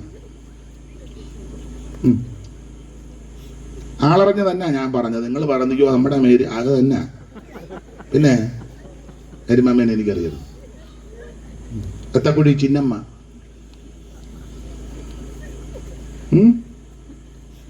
അതാ പറയുന്നത്. ഇവിടെ ഒക്കെ വേണ്ട, നിങ്ങളുടെ ആൾക്കാർ അവിടെ ഉണ്ട്, അങ്ങോട്ട് ചെല്ലാൻ. എന്നാലും നമ്മൾ ഇതുമായിട്ട് അങ്ങോട്ട് ചെന്നപ്പോൾ അവര് ചോദിക്കുക, എന്നാ സുവിശേഷം? ഞങ്ങൾക്ക് ഇതെല്ലാം അറിയാണ്ട് അങ്ങോട്ട് ചെല്ല്. അവിടെ ആരാ? അവിടെ പവാനിയും ശ്രീധരനും അബ്ദുള്ളയും റഹ്മാനും. അങ്ങോട്ട് ചെല്ല്. ചുരുക്കി പറഞ്ഞാൽ നമ്മളെ അങ്ങോട്ട് കൊണ്ടിട്ട് നാട്ടുക. അയ്യോ, ഞാനൊരു കാര്യം പറയാം, ഇതെല്ലാരും കേൾക്കണം. പവാനിയും കേൾക്കണം, ശ്രീധരനും കേൾക്കണം, പത്രോസും കേൾക്കണം, ചിന്നമ്മയും കേൾക്കണം, മേരിയും കേൾക്കണം, എല്ലാവരും കേൾക്കണം. സകല ജാതികളും ഇത് കേൾക്കണം. ഒരു വിഭാഗക്കാര് മാത്രം കേട്ടാ പോരാ, സകല ജാതികളും കേൾക്കണം. ഞാൻ തുടക്കത്തിലെ പറഞ്ഞു, ജാതിയും മാർഗവും മരണമൊക്കെ മനുഷ്യനുണ്ടാക്കിയതാ ആണെന്ന്. അപ്പോൾ ഇതെല്ലാവരും കേൾക്കണ്ട. അതിനെ എല്ലാവരും കേൾക്കണം. എല്ലാവരും കേൾക്കാൻ കൊള്ളാമെന്ന് ഇതേ ഉള്ളൂ നല്ലത്. ബാക്കി കാര്യമല്ല എല്ലാവരും കൂടി ഇരുന്ന് കേൾക്കാൻ പറ്റുന്നതല്ല. അപ്പനും അമ്മയും വല്യപ്പനും വല്യമ്മയും കൊച്ചുമക്കളും എല്ലാം കൂടെ ഒന്നിച്ചിരുന്ന് കേൾക്കാൻ പറ്റുന്ന വാർത്തകളല്ലല്ലോ ഇപ്പൊ കേട്ടോണ്ടിരിക്കുന്നേ. ടി വി തന്നെ വെച്ചോണ്ടിരിക്കും. ഇപ്പൊ ടി വി അധികം എല്ലാം കയ്യിലുണ്ടല്ലോ. ഇടക്കാലത്ത് ടി വി വലിയ ടി വി വെക്കും. പഞ്ചായത്തിലൊക്കെ വെക്കുമായിരുന്നു. എല്ലാവരും കൂടെ വന്ന് കാണാം. എല്ലാവരും കൂടെ അങ്ങനെയുണ്ട്. വീടുകളിലും വെക്കുമ്പോൾ എല്ലാവരും കാണുക. അപ്പനും അമ്മയും വല്യമ്മ. എന്നാൽ ചിലത് വരുമ്പോൾ അമ്മ പറയും, കടുക് മൂത്തുന്നില്ലെന്ന് തോന്നുന്നു, ഞാൻ പോവുകയാണ്. കാരണം കാണാൻ കൊള്ളാത്ത കാര്യമാണ്. വല്യമ്മയും കൊച്ചുമക്കളും വരുന്നത്, അല്ലെ അപ്പനും മക്കളും കൂടെ കാണാൻ പറ്റാത്ത പരസ്യങ്ങളും വാർത്തകളുമാണ്. ഒന്നേ കണ്ണടയ്ക്കും, ഇല്ല എഴുന്നേറ്റ് പോവും. കേൾക്കുന്ന വാർത്ത അങ്ങനെ നല്ല വാർത്തയല്ലല്ലോ, കേൾക്കുന്നതെല്ലാം അസ്വസ്ഥത ഉണ്ടാക്കുന്ന വാർത്തയല്ലേ. ചില പ്രായമുള്ളവർ വർത്താനം പറയുമ്പോൾ പിള്ളേരിക്കുമ്പോൾ പ്രായമുള്ളവർ പറഞ്ഞ് ഞാൻ കേട്ടുണ്ട്, എന്തുവാടാ മൂത്തവർ വർത്താനം പറയുന്നതിനിടെ കീഴെ പോ മൂത്തവർ അത്രയൊക്കെയാ പറയുന്നത് എന്ന് പറഞ്ഞാൽ കൊച്ചുങ്ങൾക്ക് കേൾക്കാൻ പറ്റാവുന്ന ഒന്നും അല്ല പറയുന്നത്. അതാ പറയുന്നത്, മൂത്തവർ വർത്താനം പറയുന്നത് കീഴെ പോ. മൂത്തവർ പറയുന്നതെല്ലാം ഇത്ര നാശമാണ്. എന്നാൽ ഈ വാർത്തകളുടെ പ്രത്യേകത മൂത്തവർക്കും കേൾക്കാം, കൊച്ചുങ്ങൾക്കും കേൾക്കാം, ഇടത്തരക്കാർക്കും കേൾക്കാം, ആർക്കും കേൾക്കാൻ പറ്റാവുന്ന നല്ല വാർത്തയാണ് സുവിശേഷം. അപ്പനും അമ്മയ്ക്കും മക്കൾക്കും കൊച്ചുമക്കൾക്കും എല്ലാം കൂടെ ഒന്നിച്ചിരുന്ന് കേൾക്കാൻ പറ്റുന്ന നല്ല നമ്മുടെ ചെവിക്ക് ആനന്ദം കുളിർമ തരുന്ന കർണസുഖം തരുന്ന നല്ല വാർത്തയാ സുവിശേഷം. ഗുഡ് ന്യൂസ്, സദ്വർത്തമാനം, നല്ല വാർത്ത, അതാ സുവിശേഷം. ഇതെല്ലാവരും കേൾക്കണം. അത് കേൾപ്പിക്കാനായിട്ട് ഈ ദൈവദാസന് ഇവിടെയുള്ള പ്രിയപ്പെട്ടവരും ചുമല് കൊടുത്ത് ഈ ചെയ്യുന്ന വലിയ പ്രവർത്തനത്തെ ഓർത്ത് ഞാൻ ദൈവത്തെ സ്തുതിക്കുന്നു. അനുസരിക്കുമോ അനുസരിക്കാതിരിക്കുമോ അവനവന്റെ ഇഷ്ടമാണ്. ഇതാരെയും നിർബന്ധിക്കത്തൊന്നും വലിയ സമ്മർദ്ദമൊന്നുമില്ല. ഞാൻ എപ്പോഴും പറയും, ഞാൻ നിർബന്ധിക്കത്തില്ല. അങ്ങനെ ഇത് നിർബന്ധിച്ച് കൊണ്ടുവരേണ്ട കാര്യമല്ല, തന്നെത്താൻ തീരുമാനിക്കേണ്ട കാര്യമാണ്. ചെല്ലി പറയാനുണ്ട്, വന്ന് നോക്ക്, ഇരിക്ക്, ഞാൻ വിളിക്കുകയല്ല. ഇതാണ് നല്ല മാർഗം, നിനക്ക് ഇഷ്ടമുണ്ടെ അംഗീകരിച്ചാൽ മതി. പക്ഷെ ഇത് പറയും, ഇതാണ് ഇത് നല്ല മാർഗമാണ്, അനുഭവിച്ചുകൊണ്ടിരിക്കുക. പക്ഷെ ആരെയും നിർബന്ധിക്കത്തില്ല. ബോർഡ് വെക്കുമല്ലോ, ആരോ ഒക്കെ കൊടുത്ത് സൂക്ഷിക്കണം. ബോർഡ് എഴുതിയ ആള് വന്ന് കൈക്ക് പിടിക്കുവോ? അത് പോകേണ്ടവൻ സൂക്ഷിക്കണം. അപ്പൊ ശ്രദ്ധിക്കുക, ഇത് നല്ല വാർത്തയാ സുവിശേഷം. എല്ലാവരും കേൾക്കണം. കേൾക്കാൻ കൊള്ളാവുന്ന വാർത്തയാ. മറ്റു വാർത്തകളൊന്നും നല്ല വാർത്തയൊന്നുമല്ല. ആണോ? അവിടെ ഒരു തള്ള എലന്തൂരെ വെട്ടിക്കണ്ടിച്ചു. അത് ഹോമമല്ലല്ലോ, കുരുതി. അറിഞ്ഞില്ലയോ ഒന്നും? എന്തോ എന്റെ പേര് ഞാൻ മറന്നു. എലന്തൂര്. ഈ നാശത്തിന്റെയൊക്കെ പേര് ഓർക്കാതിരിക്കുന്നതാണ് നല്ലത്. കുരുതി നടത്തുകയാണ്. സ്വന്തം നൊന്ത് പ്രസവിച്ച മക്കളെ ഉപേക്ഷിച്ചേച്ച് സ്നേഹിച്ച ഓട്ടോക്കാരന്റെ കൂടെ ഓട്ടോയിൽ കയറി പോയി ഒരുത്തി. നല്ല വാർത്തയാണോ? നിങ്ങൾക്ക് നല്ലതായിരിക്കും. 10 മാസം നൊന്ത് വയറ്റിൽ ചുമന്ന് നൊന്ത് പ്രസവിച്ച് ഒന്ന് പൊടിക്കൊച്ച അതിനെ ഇട്ടേച്ച് മൂത്ത കൊച്ചു കിടന്ന് കരയുക, മമ്മി പോകരുതെന്ന്. എന്നിട്ട് അവള് ഷാളിട്ട് മുഖം മറച്ച് അവന്റെ കൂടെ ഓട്ടോയിൽ പോയി. എങ്ങനെയുണ്ട്? നല്ല വാർത്തയാണോ? അല്ല. ജാതിയുടെ പേര് പറഞ്ഞ്, മതത്തിന്റെ പേര് പറഞ്ഞ്, വർഗത്തിന്റെയും വർണ്ണത്തിന്റെയും പേര് പറഞ്ഞ് അടിയുണ്ടാക്കുന്ന നല്ല വാർത്തയാണോ? അല്ല. 5 സെന്റോ 10 സെന്റോ 20 ഉള്ളത് അത് കിട്ടാൻ വേണ്ടി മാതാപിതാക്കളെ കൊല്ലുന്നത് വാർത്ത നല്ല വാർത്തയാണോ? അല്ല.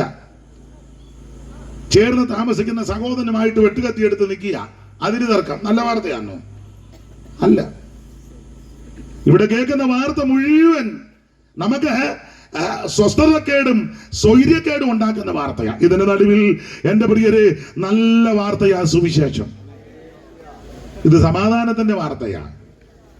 അലോഗ്യം ഉണ്ടാക്കിക്കുന്ന വാർത്തയല്ല, തമ്മിത്തല്ലുണ്ടാക്കുന്ന വാർത്തയല്ല. അവന്റെ പെടലി എടുത്തുകൊണ്ട് വാ വത്സ, ഞാൻ നിന്നിൽ സംപ്രീതനാകും. അതാണ് ഇത്. നീ അവന്റെ പെടലി കണ്ടിച്ചോണ്ട് വാ വത്സൻ അന്നേരം കൊടുവാളുമായിട്ട് ഇറങ്ങുക. മറ്റവന്റെ പെടലി മറ്റേ പുള്ളി നിൽക്കുക വത്സനെ അനുഗ്രഹിക്കാൻ. എന്നെ നിങ്ങളെല്ലാം പേടിച്ചിരിക്കുന്ന പോലെ ഞാൻ കാര്യമാ പറയുന്നത്. ഇത് മറ്റൊരു തന്നെ പെടലി എടുക്കുന്ന മാർഗമല്ല, അവനെ കൊല്ലണമെന്ന് പറയുന്ന മാർഗമല്ല, അവനെ നശിപ്പിക്കണമെന്ന് പറയുന്ന മാർഗമല്ല, മരിച്ചവരെ ഉയർപ്പിക്കുന്ന മാർഗമാണ്. സമാധാനമില്ലാത്തവന് സമാധാനം ഉണ്ടാക്കുന്ന മാർഗമാണ്. ആശ്വാസമില്ലാത്തവന് ആശ്വാസം കൊടുക്കുന്ന മാർഗമാണ്. അതാ സുവിശേഷം. അറിയാവുന്ന പാട്ടാ, എല്ലാവരും ചുമ്മാ ഇരിക്കല്ലോ, പാട എല്ലാവരോട് ചേർന്ന് പാടാം. ആശ്വാസം നൽകാത്തി പാനിയിലെ വാസത്ത ഉള്ള നീറും ഉള്ളം നീറും ആശ്വാസം നൽകാത്തി പാരിയിലെ വാസത്ത ഉള്ളം നീറും ഉള്ളം നീറും. ഈ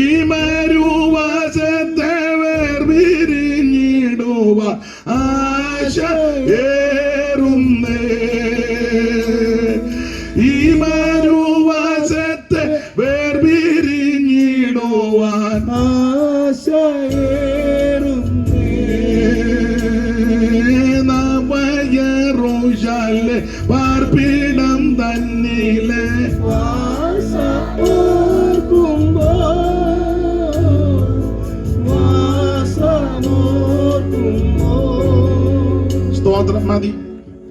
ഇങ്ങനെ പാടി ഓർക്കാതിരിക്കുന്ന നല്ലത് വാസം. പിന്നെ ഈ രാത്രി ഇത്രയിലും ഒപ്പിച്ചല്ലോ, വലിയ കാര്യം. അപ്പൊ ശ്രദ്ധിക്കുക, സുവിശേഷം എന്തിനാന്ന് ചോദിച്ചാൽ സകല മനുഷ്യരും രക്ഷപ്പെടാനാ. അതിനാ സുവിശേഷം. ഏത് മനുഷ്യനെ രക്ഷിക്കുന്ന മാർഗം, എല്ലാവർക്കും രക്ഷ തരുന്ന മാർഗം, അതാ സുവിശേഷം. അപ്പം എന്താ സുവിശേഷം? യേശു ക്രിസ്തു. എന്തിനാ സുവിശേഷം?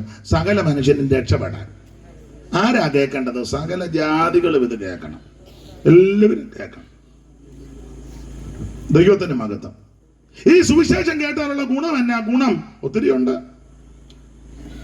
ലൂക്കോസിന്റെ സുവിശേഷം 2-ാം അധ്യായത്തിന്റെ 8 മുതൽ 13 വരെയുള്ള തിരുവെടുത്ത് പഠിക്കുമ്പോൾ യേശു ക്രിസ്തുവിന്റെ തിരുപ്പിറവി. ക്രിസ്തുവേശു ഈ ഭൂമിയിൽ ഭൂജാതനായി കന്യകാ സൂനുവായി ഈ ഭൂമിയിൽ അവതരിച്ചപ്പോൾ നടന്ന ഒരു പ്രത്യേക സംഭവമാണ് ആ 8-ാം വാക്യം മുതൽ എടുത്തിരിക്കുന്നത്. എല്ലാം വിവരിക്കാൻ നേരമില്ല. ലൂക്കോസിന്റെ സുവിശേഷം 2-ന്റെ 8 അന്ന് ആ പ്രദേശത്ത് ഇടയന്മാർ രാത്രിയിൽ ആട്ടിൻകൂട്ടത്തെ കാവൽ കാത്ത് വെളിയിൽ പാർത്തിരുന്നു. അപ്പോൾ കർത്താവിന്റെ ഒരു ദൂതൻ അവരുടെ അരികെ നിന്നു. കർത്താവിന്റെ തേജസ് അവരെ ചുറ്റിമിന്നി. ഈ വാക്യങ്ങൾ ചേർത്ത് പിടിച്ചാൽ യേശു ക്രിസ്തു അതാ സുവിശേഷം. ആ സുവിശേഷം ഭൂജാതനായി യേശു ജനിച്ചു. ആ സുവിശേഷം വന്നതുകൊണ്ട് എന്തോ സംഭവിച്ചു. ഒരു കാര്യം അവിടെ പറയാം, ഒറ്റ വാക്ക് പറഞ്ഞ ഇരുട്ട് മാറി. കാരണം ഇത് രാത്രി നടക്കുന്ന സംഭവമാണ്. രാത്രിയില് ആ രാത്രിയിൽ തേജസ് ചുറ്റി മിന്നി, അപ്പൊ ഇരുട്ട് മാറി. എന്റെ പ്രിയരെ, സുവിശേഷം ഇരുട്ട് മാറ്റുന്ന മാർഗമാണ്. ജീവിതത്തിന്റെ ഇരുട്ട്, കുടുംബത്തിന്റെ ഇരുട്ട്, ദേശത്തിന്റെ ഇരുട്ട്, രാജ്യങ്ങളുടെ ഇരുട്ട്, രാഷ്ട്രങ്ങളുടെ ഇരുട്ട്, അന്ധകാരത്തെ തുടച്ചു മാറ്റുന്ന മാർഗമാണ് സുവിശേഷം. ഇത് പറയുമ്പോ ചില കാര്യം പറയാതിരിക്കാൻ ഒക്കത്തില്ല. അന്ധകാരം, ഇരുട്ട്. നമ്മുടെ ഈ കൊച്ചു സംസ്ഥാനത്തിലുമൊക്കെ ഒരു കാലത്ത് ഇരുട്ടായിരുന്നു. ഇപ്പോഴും അത്ര പൂർണ്ണമായിട്ട് മാറിയൊന്നൊന്നും ഞാൻ വിശ്വസിക്കുന്നില്ല. ഇനി പൂർണ്ണമായിട്ട് മാറുമോ എന്ന് സംശയിക്കേണ്ടിയിരിക്കുന്നു. സ്തോത്രം. ഇരുട്ട് മാറ്റും. ഒരു കാലത്ത് ഇവിടെ ഇരുട്ടായിരുന്നു. അതെന്നാ? അത് ഞാൻ 1-2 കാര്യം പറയാം. ഇരുട്ട് ഒരു 100-150 കൊല്ലം പുറകോട്ട് നോക്കിയ ഇരുട്ട് കുറച്ചൊക്കെ വ്യത്യാസം വന്നു. അതെന്താ ഇരുട്ട്? ഇവിടെ ജാതിക്കോമരങ്ങൾ കലിതുള്ളി നിന്നൊരു കാലം ഉണ്ടായിരുന്നു. സാധുക്കളായ ആൾക്കാർക്ക് വഴി നടക്കാനൊക്കത്തില്ല, മെയിൻ റോഡേ നടക്കാനൊക്കത്തില്ല. എന്തിനാ ഒത്തിരി ദൂരോട്ട് പോകുന്നത്? വൈക്കം വരെ ചെന്നാൽ മതിയല്ലോ. ഇപ്പോഴല്ലയോ അതിലേതിലെല്ലാം കയറി ആൾക്കാർ നടക്കുന്നത്. നേരത്തെ അതിലെ നടക്കായിരുന്നു അമ്മേ. ഓ, ഈ അമ്മ ഉറങ്ങുകയാണോ? ഒരു 100 കൊല്ലം മുമ്പേ വൈക്കത്തമ്പലത്തിന്റെ സൈഡിൽ കൂടെ എല്ലാവർക്കും നടക്കാൻ പറ്റുമോ എന്ന് വന്നിരിക്കുക നിങ്ങളല്ലേ. അഷ്ടമി തൊഴാന്നും പറഞ്ഞ് അവിടെ ചെന്ന് നിന്നാ നല്ല തൊഴി കിട്ടും. തൊഴി കിട്ടും. ഇപ്പോഴല്ല, 100 കൊല്ലം മുമ്പ് കയറാനൊക്കത്തില്ല, ഇതിലെ വഴി നടക്കാനൊക്കത്തില്ല. മനസ്സിലായോ? എൻ്റെ അച്ചാച്ചൻ്റെ പെങ്ങളെ ഇവിടെ കെട്ടിച്ചിട്ടുണ്ട്. അതുകൊണ്ട് കുറച്ച് കാര്യം അറിയാം. പുള്ളിക്കാരിയും പറഞ്ഞു തന്നിട്ടുണ്ട്. അവിടെ ചാലപ്പറമ്പിലെ രമണി, ഭർത്താവിൻ്റെ പേര് നാരായണൻ, മരിച്ചുപോയി. ചിലപ്പോൾ ഞാൻ യോഗം കഴിഞ്ഞതിൽ നിന്ന് പോയിച്ചേ പോവുള്ളൂ. അപ്പൊ ഞാൻ പറഞ്ഞതിന്റെ സാരം, എല്ലാവർക്കും ഒന്നും ഈ വഴിയിൽ കൂടെ നടക്കാൻ ഒക്കത്തില്ല. റോഡ് പട്ടിക്കും പന്നിക്കും വഴിയിൽ കൂടെ നടക്കാൻ, മനുഷ്യന് നടക്കാൻ മേല. ഇരുട്ടാ, അന്ധകാരം. അങ്ങനത്തെ സാഹചര്യമായിരുന്നു കേരളത്തിലും.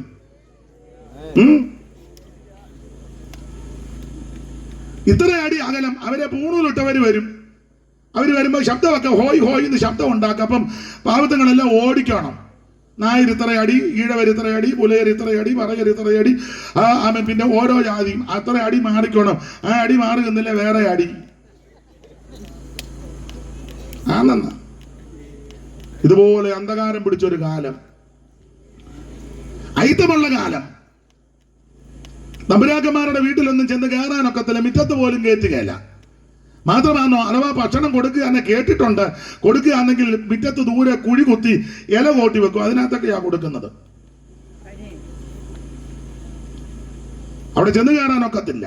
പള്ളിക്കൂടത്തിൽ കയറ്റുകയല്ല. പള്ളിക്കൂടത്തില് നിങ്ങൾക്ക് ചരിത്രം പഠിക്കുന്നവർക്കറിയാം. എല്ലാ കാര്യവും ഞാൻ വിശദീകരിക്കുന്നില്ല, സുവിശേഷ യോഗമായതുകൊണ്ട്. പണ്ട് ഒരു പെൺകുട്ടിയെ സ്കൂളിൽ കൊണ്ടുവന്നിരുത്തി. ഇവിടെ അല്ല, തിരുവനന്തപുരത്ത്. ആ പെൺകുട്ടിയുടെ പേര് പഞ്ചമി എന്നാ. പഞ്ചമി, നിങ്ങൾ ചരിത്രം പഠിക്കുന്നവർക്കറിയാം. പള്ളിക്കൂടത്ത് ഇരുത്തിയപ്പോൾ അന്നത്തെ മേലാളന്മാര് തമ്പുരാക്കന്മാര് പള്ളിക്കൂടത്തിന് തീ വെച്ചു. തീ വെച്ച വിദ്വാന്മാരാ. ഇതിന് സമാന സംഭവം ആ കുമ്പനാടിനപ്പുറം പുല്ലാടുണ്ടായത്, പൂവത്തൂരിനടുത്ത് പുല്ലാട്. അവിടെ തേവൻ എന്ന് പറയുന്ന ഒരു പയ്യനെ സ്കൂളിൽ കൊണ്ടിരുത്തി. തേവൻ അന്നും പള്ളിക്കൂടത്തിന് തീ വെച്ചു. പക്ഷേ പ്രഗത്ഭനായ ഒരാളുണ്ടായിരുന്നു, സരസകവി മൂലൂര് പത്മനാഭ പണിക്കര്. അദ്ദേഹം ഈ പയ്യനെ ചേർത്തണച്ചു, വേണ്ട ഒത്താശകൾ കൊടുത്ത് വിദ്യയാക്കി അഭ്യസിക്കുവാൻ സാവകാശം ഒരുക്കി. ആ പയ്യൻ പിന്നീട് പ്രസിദ്ധനായി. അദ്ദേഹത്തിന്റെ പേരാ കേശവശാസ്ത്രി. ശാസ്ത്രി പട്ടമൊക്കെ എടുത്തതാണ്. ഇതൊക്കെ ചരിത്രമായ സത്യമായ കാര്യങ്ങളാണ്. അപ്പൊ അങ്ങനെ പള്ളിക്കൂടത്തിന് തീ വെച്ച കാലം. പള്ളിക്കൂടത്ത് കയറ്റുകയല്ല, വിദ്യ അഭ്യസിക്കുവാൻ അനുവദിക്കത്തില്ല, പള്ളിക്കൂടത്ത് ഇരുത്തുകയല്ല. ഞങ്ങൾക്കൊരു അമ്മയുണ്ട്, ഇപ്പോഴും ഉണ്ട്, ഞാത്തം കയറില്ല. അമ്മ എന്നോട് പറഞ്ഞ 1ാം ക്ലാസ്സിലെ പഠിച്ചോളെന്ന്. ഞാൻ ചോദിച്ചു പിന്നെന്നാ? ഞാൻ സാറിനെ അടിച്ചേച്ചിറങ്ങിയെന്ന് പറഞ്ഞു. ഞാൻ ചോദിച്ചു സാറിനെ തല്ലു? എന്നെ തല്ലാൻ കാര്യം അമ്മ എന്നോട് പറഞ്ഞതാ. അവിടെ നിന്നൊരു പൂ പറിച്ചു. കുഞ്ഞുങ്ങളല്ലേ, അന്നത്തെ കാലമാ. ഒരു പൂ പറിച്ചപ്പോ സാറിന് ഇഷ്ടപ്പെട്ടില്ല. സാറ് പൂണൂലിട്ട ആളാ, അത് ഇഷ്ടപ്പെട്ടില്ല. കൂടെ പഠിച്ച പിള്ളേരെ വിളിച്ചേച്ച് ഈ അമ്മയെ ബെഞ്ചേ കയറ്റി നിർത്തിയേച്ച് മറ്റവനോട് പറഞ്ഞു അടിക്കടാന്ന്. ഒരു പൂ പറിച്ചതന്നെ, പൂ പറിച്ചത് തെറ്റ്. അഥവാ ഒരു പൂ പറിച്ചാൽ ഇനി ശിക്ഷയ്ക്ക് ഒരടി കൊടുക്കാം. പക്ഷെ സാറ് വേറെ വെച്ചിരുത്തിലാണ് അടിച്ചത്. ഏതാ തെളിച്ച് പറയണോ? ഇത്രയും തെളിച്ചാ പോരെ, മതി. അത് ബോധമുള്ളവർക്ക് മനസ്സിലാകും. അപ്പൊ ഓരോ അടി അമ്മക്കിട്ട് അടിക്കുക. അപ്പൊ അടിക്കുമ്പോ മറ്റേ പയ്യനെ അടിക്കുന്നേ, അത് സാറിന്റെ അടുത്ത ആളാ. അടിക്കടാന്ന് പറഞ്ഞു.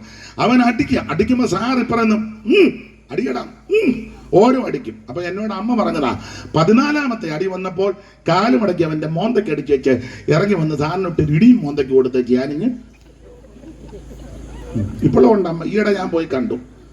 തള്ളയുടെ ഇപ്പൊ ചെന്നാലും നല്ല പെരുക്ക് കിട്ടും. ഞാൻ പിന്നെ പരുവത്തിനെ പോയിരിക്കുള്ളൂ, ഇച്ചിരി അകന്നേ ഇരിക്കുള്ളൂ. എന്നെ അമ്മ സങ്കടപ്പെട്ടിരിക്കുന്നേ.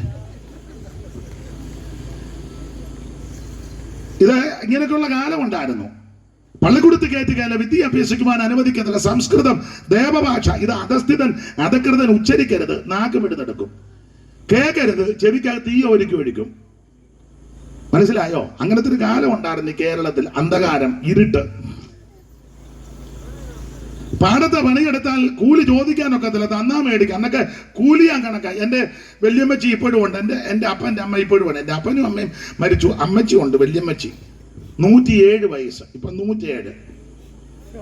നിങ്ങൾ ഓർക്കുന്ന തള്ള എവിടെ കണ്ട് തളർന്നു കിടക്കാതെ പയറ് പോലെ നിൽക്കുന്നു. ബോധക്കേടുമില്ല, നല്ല ഓർമ്മയാണ്. അപ്പൊ അമ്മ പഴയ കാര്യമൊക്കെ എനിക്ക് പറഞ്ഞു തരും. പഴയ കാര്യങ്ങളെല്ലാം പറഞ്ഞു തരും. അപ്പൊ ഈ കാര്യങ്ങളെല്ലാം പറഞ്ഞു തരുമ്പോ അമ്മച്ചി പറഞ്ഞു തന്നിട്ടുണ്ട്. പാടത്ത് പണിയെടുക്കണം. അന്നൊക്കെ പാടി പണിയെടുക്കുമെന്ന. പാടത്ത് പാടിക്കൊണ്ട തലപ്പാട്ടാ, പാടി പണിയെടുക്കും. തലപ്പാട്ടുകാർക്ക് രണ്ട് കൂലിയാ.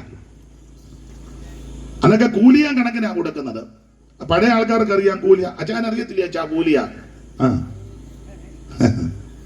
ചിലപ്പോ നെല്ലാ കൊടുക്കുന്നത്. നെല്ലാ കൊടുക്കുന്നത്. അത് സന്ധ്യക്കേ കിട്ടുവുള്ളൂ. സന്ധ്യ വരെ പാടി പണിയെടുക്കണ്ടേ. സന്ധ്യക്ക് ആ നെല്ല് വരമ്പത്ത് തരും. അത് മേടിച്ചോണ്ട് ഒന്നൊക്കെ ഈ ഇട്ടിരിക്കുന്ന ഉത്തരിയമോ അല്ലെങ്കിൽ തോർത്തിനകത്തായിരിക്കും. അല്ലെ കൊട്ടയോ വട്ടിയോ വല്ലതും കാണും. തലവെട്ടി അല്ലെ പുട്ടല്. ഇതൊന്നും ഇപ്പോഴത്തെ പിള്ളേർക്കാർക്കും പുട്ടല് കിട്ടല്ലെന്നൊന്നും പറഞ്ഞ് പുട്ടലെന്നാന്ന് മനസ്സിലായോ? പിന്നെ മുട്ടൽ എന്നാന്നറിയാം, കാരണം ശ്വാസം മുട്ടല്. പുട്ടലറിയാൻ മേലേലും. അപ്പൊ അതാണ് കൂലിയാൻ നെല്ല് കൊടുക്കും. അത് വീട്ടിൽ കൊണ്ടുവന്ന് വീട്ടിൽ വരുമ്പോ സന്ധ്യ കഴിയും, ഇരുട്ടും. കുഞ്ഞുങ്ങളൊക്കെ നോക്കിയിരിക്കുക, അച്ഛയ്ക്ക് വകയില്ല. അത് കൊണ്ടുവന്ന പഴയ അമ്മ അത് വറുത്തു കുത്തും. ഒരലും ഒലക്ക ഉണ്ട്. ഒലക്ക പോലും ഈ കൊച്ചുങ്ങൾ കണ്ടിട്ടില്ല. പിന്നെ ആ കൂടെ കണ്ട തള്ള അപ്പനെ തല്ലാനായിട്ട് രാത്രി മറത്ത് കുത്തി പേറ്റി പറക്കി കഞ്ഞി വെക്കും. കഞ്ഞി വെച്ച് കൂട്ടാനൊന്നും കാണുകയല്ല ചിലപ്പോ എല്ലാ വീട്ടിലും. ആ മുളക് അടുപ്പയിലിട്ട് ചുട്ട അടച്ചോറ്റി പലക വെച്ചൊന്ന് തവിയും പഴയ ചിരട്ടത്തവിയാ, കണ്ണൻ ചിരട്ട. അതുകൊണ്ടൊന്ന് ഉടച്ച് വെളിച്ചെണ്ണയൊന്നും കാണുകയല്ല. ആ ചൂട് കഴിഞ്ഞ അപ്പൊ കൊച്ചുങ്ങൾ ഒന്ന് രണ്ടെണ്ണമൊക്കെ കിടന്ന് ഉറങ്ങും, ചിലപ്പോ തല്ലി വിളിച്ചെഴുതി. അങ്ങനത്തെ ഉള്ള കാലമുണ്ടെന്ന് ഇതൊക്കെ ചിന്തിക്കണ്ടേ? നിങ്ങളുടെ ഇരിപ്പ് കണ്ടിട്ട് കവടിയാർ കൊട്ടാരത്തിൽ നിന്ന് വന്ന തള്ളമാരെ പോലെ ആയിരിക്കുന്നത്. ഇരിപ്പ് അഹങ്കാരത്തിനൊന്നും കുറവില്ല. അപ്പൊ അന്നത്തെ കാലത്ത് ഇങ്ങനൊക്കെയാ. അങ്ങനെ ജോലി ചെയ്ത കൂലി ചോദിച്ച് ചെല്ലാനും ഒക്കത്തില്ല. പഴയ ഒരു പാട്ടുണ്ട്, വല്യമ്മച്ചി പാടി കേട്ടിട്ടുള്ളതാ, ചിലർക്കറിയാം. ജോലി ചെയ്തു വിയർപ്പൊഴുക്കി കൂലി ചോദിച്ചാലുടനെ പോകണമെന്നോതുവതും ശരിയോ തെറ്റോ. ജോലി ചെയ്തു വിയർപ്പൊഴുക്കി കൂലി ചോദിച്ചാലുടനെ പോകണമെന്നോതുവതും ശരിയോ തെറ്റോ. ഇത് ശരിയോ തെറ്റോ. അങ്ങനത്തെ ഒരു കാലം, ഇരുണ്ട കാലം, അന്ധകാലം. മാത്രമാണോ ആശുപത്രി കയറ്റുകയല്ല. സർക്കാർ ആശുപത്രിയിൽ എല്ലാവർക്കും ഒന്നും കയറി ചെല്ലാൻ ഒക്കത്തില്ല. ഇപ്പോഴല്ല, പണ്ട് അയിത്തം. അന്ന് ആശുപത്രിയിലെ ഡോക്ടർമാര് വരും, അപ്പോത്തിക്കിരി.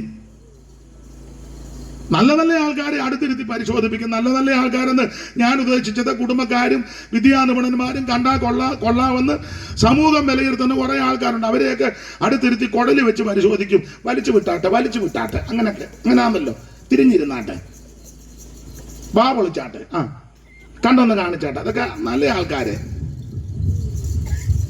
മറ്റുള്ളവരെ കൊള്ളുകയല്ലെന്ന് പറയുന്ന ആൾക്കാരൊന്നും അടുത്തോട്ട് വരുത്തുകയല്ല, ദൂരെ നിർത്തും. ദൂരെ ഇന്നിങ്ങനെ നോക്കും. അടുത്ത് ചെന്ന് അയിത്തമല്ലേ, തൊടാനൊക്കത്തില്ല. ദൂരെ നിന്ന് നോക്കി വെച്ച് പിന്നെ എല്ലാവർക്കും കൂടെ ഒരേ മരുന്നാ. പണ്ടൊക്കെ ഉണ്ടായിരുന്നു, നിങ്ങളുടെ കൊച്ചില് വലിയ അണ്ടാവിനകത്ത് കലക്കി വെച്ചിട്ട് വരുന്നവർക്കെല്ലാം കുപ്പി കണക്കിനാ. പഴയ തള്ളമാര് മണ്ണെണ്ണ കുപ്പിയായിട്ടാ പോകുന്നത്, വലിയ തുടക്കമുള്ള കുപ്പി നിറച്ചൊഴിച്ചു കൊടുത്തുകൊണ്ട് വലിയ സന്തോഷമാണ്. ഇങ്ങോട്ട് നിനക്ക് എത്ര കിട്ടിയെന്നാ, എനിക്കൊരു കുപ്പി. അവിടെ മുതൽ തള്ള അങ്ങ് കുടിക്കുക. ആണെന്ന് ഞാൻ തമാശ പറഞ്ഞതല്ല. ഗുളികയെല്ലാം മാരി കൊടുക്കുക. എത്ര ഗുളിക ഉണ്ടടി ചിന്നമ്മേ? എനിക്ക് 10-15 എണ്ണം. ഉള്ളതാട്ടെ. അപ്പൊ അത് ചുരുക്കി പറഞ്ഞാൽ ഇവർക്ക് വേണ്ടി കൊണ്ടുവരുന്ന മരുന്നും ഒക്കെ ഉണ്ട്. അത് മറു സൈഡിൽ കൂടെ വിൽക്കും. ഇവർക്ക് കൊടുക്കത്തില്ല, സാധുക്കൾക്ക്. അന്നേരം ഞങ്ങളുടെ ഒരു അച്ചായനൊരു പാട്ട് എഴുതി, ഇങ്ങവനത്തുള്ള അച്ചായന. പുള്ളി ഇതെല്ലാം കൂടെ കണ്ട് സങ്കടവും അരിശവും വൈരാഗ്യവും എല്ലാം കൂടെ ചേർത്ത് പുള്ളി ഒരു പാട്ടെഴുതി. നല്ല നല്ല മരുന്നുകൾ മെല്ലമേ കരത്തിലാക്കി ചില്ലയിലെ കാഴ്ചവർകൾ എടുത്തിടുന്നു. അതൊന്ന് വായിച്ചതാ. അതല്ല, നല്ല നല്ല മരുന്നുകൾ മെല്ലമേ കരത്തിലാക്കി ചില്ലയിലെ കാഴ്ചവർകൾ എടുത്തിടുന്നു. ഒട്ടുകുപ്പായക്കാരെ കണ്ടാൽ ഒപ്പം പിടിച്ചിരുത്തി കുപ്പിയിലെ മരുന്നുകൾ കൊടുത്തിടുന്നു. ഒട്ടുകുപ്പായക്കാരെ കണ്ടാൽ ഒപ്പം പിടിച്ചിരുത്തി കുപ്പിയിലെ മരുന്നുകൾ കൊടുത്തിടുന്നു. സർക്കാർ ആശുപത്രികളിൽ വിധമായാൽ സാധുജനങ്ങൾക്കെന്തു ഗതി വരും, ആകുലം തീർപ്പാൻ എന്തു വഴി. അപ്പൊ ഈ നല്ല നല്ല ആൾക്കാരെ കണ്ടാൽ അടുത്തിരുത്തി പരിശോധിക്കും, മരുന്നൊക്കെ കൊടുക്കും. പാവത്തങ്ങൾ എന്ന പരിശോധനയില്ല. വേറൊരു വരി ഉണ്ടത്, പാടി ആലോക്യം ഉണ്ടാകും. അതുകൊണ്ട് ഞാൻ പാടുന്നില്ല, അങ്ങ് അടങ്ങുക. പാടണം. തല്ലുകൊള്ളുകാരനെ എല്ലാവരുടെ വീതിച്ച് മേടിച്ചോണം, ഞാൻ തന്നെ കൊള്ളുകയല്ല. പാടണ്ടെന്നോ? പുള്ളിക്ക് പേടിയാ.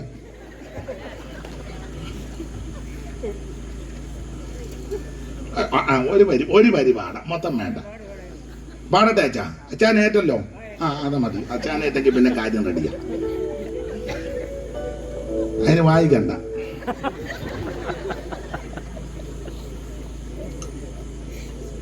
നല്ല നല്ല മരുന്നുകൾ മെല്ലമേ കരത്തിലാക്കി ചില്ലയിലെ കാഴ്ചവർകൾ എടുത്തിടുന്നു. ഒട്ടുകുപ്പായക്കാരെ കണ്ടാൽ ഒപ്പം പിടിച്ചിരുത്തി കുപ്പിയിലെ മരുന്നുകൾ കൊടുത്തിടുന്നു. സർക്കാർ ആശുപത്രികൾ ഈ വിധമായാൽ സാധുജനങ്ങൾ എന്തു ഗതി വരും, ആകുലം തീർപ്പാൻ എന്തു പതി. കെട്ടുപ്രായം തികയാത്ത തരുണിമാർ വന്നിടുമ്പോൾ മട്ടുമാറി എഴുന്നേക്കും, പരിശോധിക്കും. മനസ്സിലായല്ലോ? അത്ര മതി. അത് പാടുന്നില്ല, വെറുതെ എന്തിനാ? അതൊരു പ്രത്യേക പരിശോധനയാ. ഇന്നും അങ്ങനെ പരിശോധിക്കുന്ന ആൾക്കാർ. പിന്നെ അപ്പൊ പള്ളിക്കൂടത്ത് കയറ്റുകയല്ല, വഴി നടക്കാനൊക്കത്തില്ല, വിധി അഭ്യസിക്കുവാൻ അനുവദിക്കത്തില്ല. അമ്മമാർക്ക് മാറു മറയ്ക്കാൻ ഒക്കത്തില്ല. പഴയ അമ്മമാര് അതെ മാറു മറയ്ക്കാൻ ഒക്കത്തില്ല. മാത്രമാണോ അവയവങ്ങൾക്ക് കരം കൊടുക്കണം. പണ്ടൊരമ്മയ്ക്ക് അവയവത്തിന് കരം കൊടുക്കാൻ ഒക്കാതെ വന്നപ്പോ അവയവം ചെത്തി കൊടുത്താണ് കൊണ്ടുപോകാൻ പറഞ്ഞു. താൻ എന്നാന്ന് വെച്ചാൽ ചെയ്യാൻ. ചിരിച്ചു കളയരുത്, നടന്ന സംഭവമാ. ആ ദേശത്തിന് ഇപ്പോഴും അവയവത്തിന്റെ പേര് പറഞ്ഞ ആ ദേശത്തിന്റെ പേര് മനസ്സിലായോ? ഇങ്ങനത്തെ അന്ധകാരം പിടിച്ചൊരു കാലം. ദൈവത്തിന്റെ മഹത്വം. ഇതുപോലെ വെള്ളത്തുണി ഒന്നും കൊടുത്തോണ്ട് എല്ലാവർക്കും നടക്കാനൊക്കത്തില്ല. അതുകൊണ്ട് ഈ അമ്മയൊക്കെ നല്ല വൃത്തിയായിട്ട് വെള്ളത്തുണി, വല്യമ്മയുടെ അമ്മയ്ക്കൊന്നും ഇതൊന്നും ഒക്കത്തില്ല. എൻ്റെ വല്യപ്പൻ്റെ അപ്പൻ ഇങ്ങനെ വെള്ളത്തുണി കൊടുത്തോണ്ടൊന്നും വൈക്കത്തമ്പലത്തിന്റെ സൈഡിൽ കൂടെ പോകാൻ ഒക്കുകയല്ല. അമ്മേരെ കുളത്തിൽ തള്ളി കിട്ടേനെ. ആണെന്ന് വടയാറ് കൂടെ പോകാൻ ഒക്കും അമ്മേ. ആറ്റിക്കളഞ്ഞാനും. ഇതുപോലെ വെള്ളത്തുണി ഇട്ടുകൊണ്ട് എൻ്റെ വല്യപ്പൻ്റെ അപ്പനെ 100 കൊല്ലം മുമ്പ് അന്തസ്സായിട്ട് നടക്കാൻ ഒക്കത്തില്ലെന്നായി പറഞ്ഞത്. അഥവാ വെള്ളത്തുണി ഇടണമെങ്കിൽ കരി വാരി തേച്ച് കറുപ്പിച്ച കരിയോ ചെളിയോ തേച്ചു വേണം കൊടുക്കാൻ. ഇപ്പൊ തന്നെ ഞാൻ ഇഷ്ടം പോലെ വെള്ളത്തുണി അതിന്റെ എല്ലാം കേട് തീർത്താണ് നടക്കുന്നത്.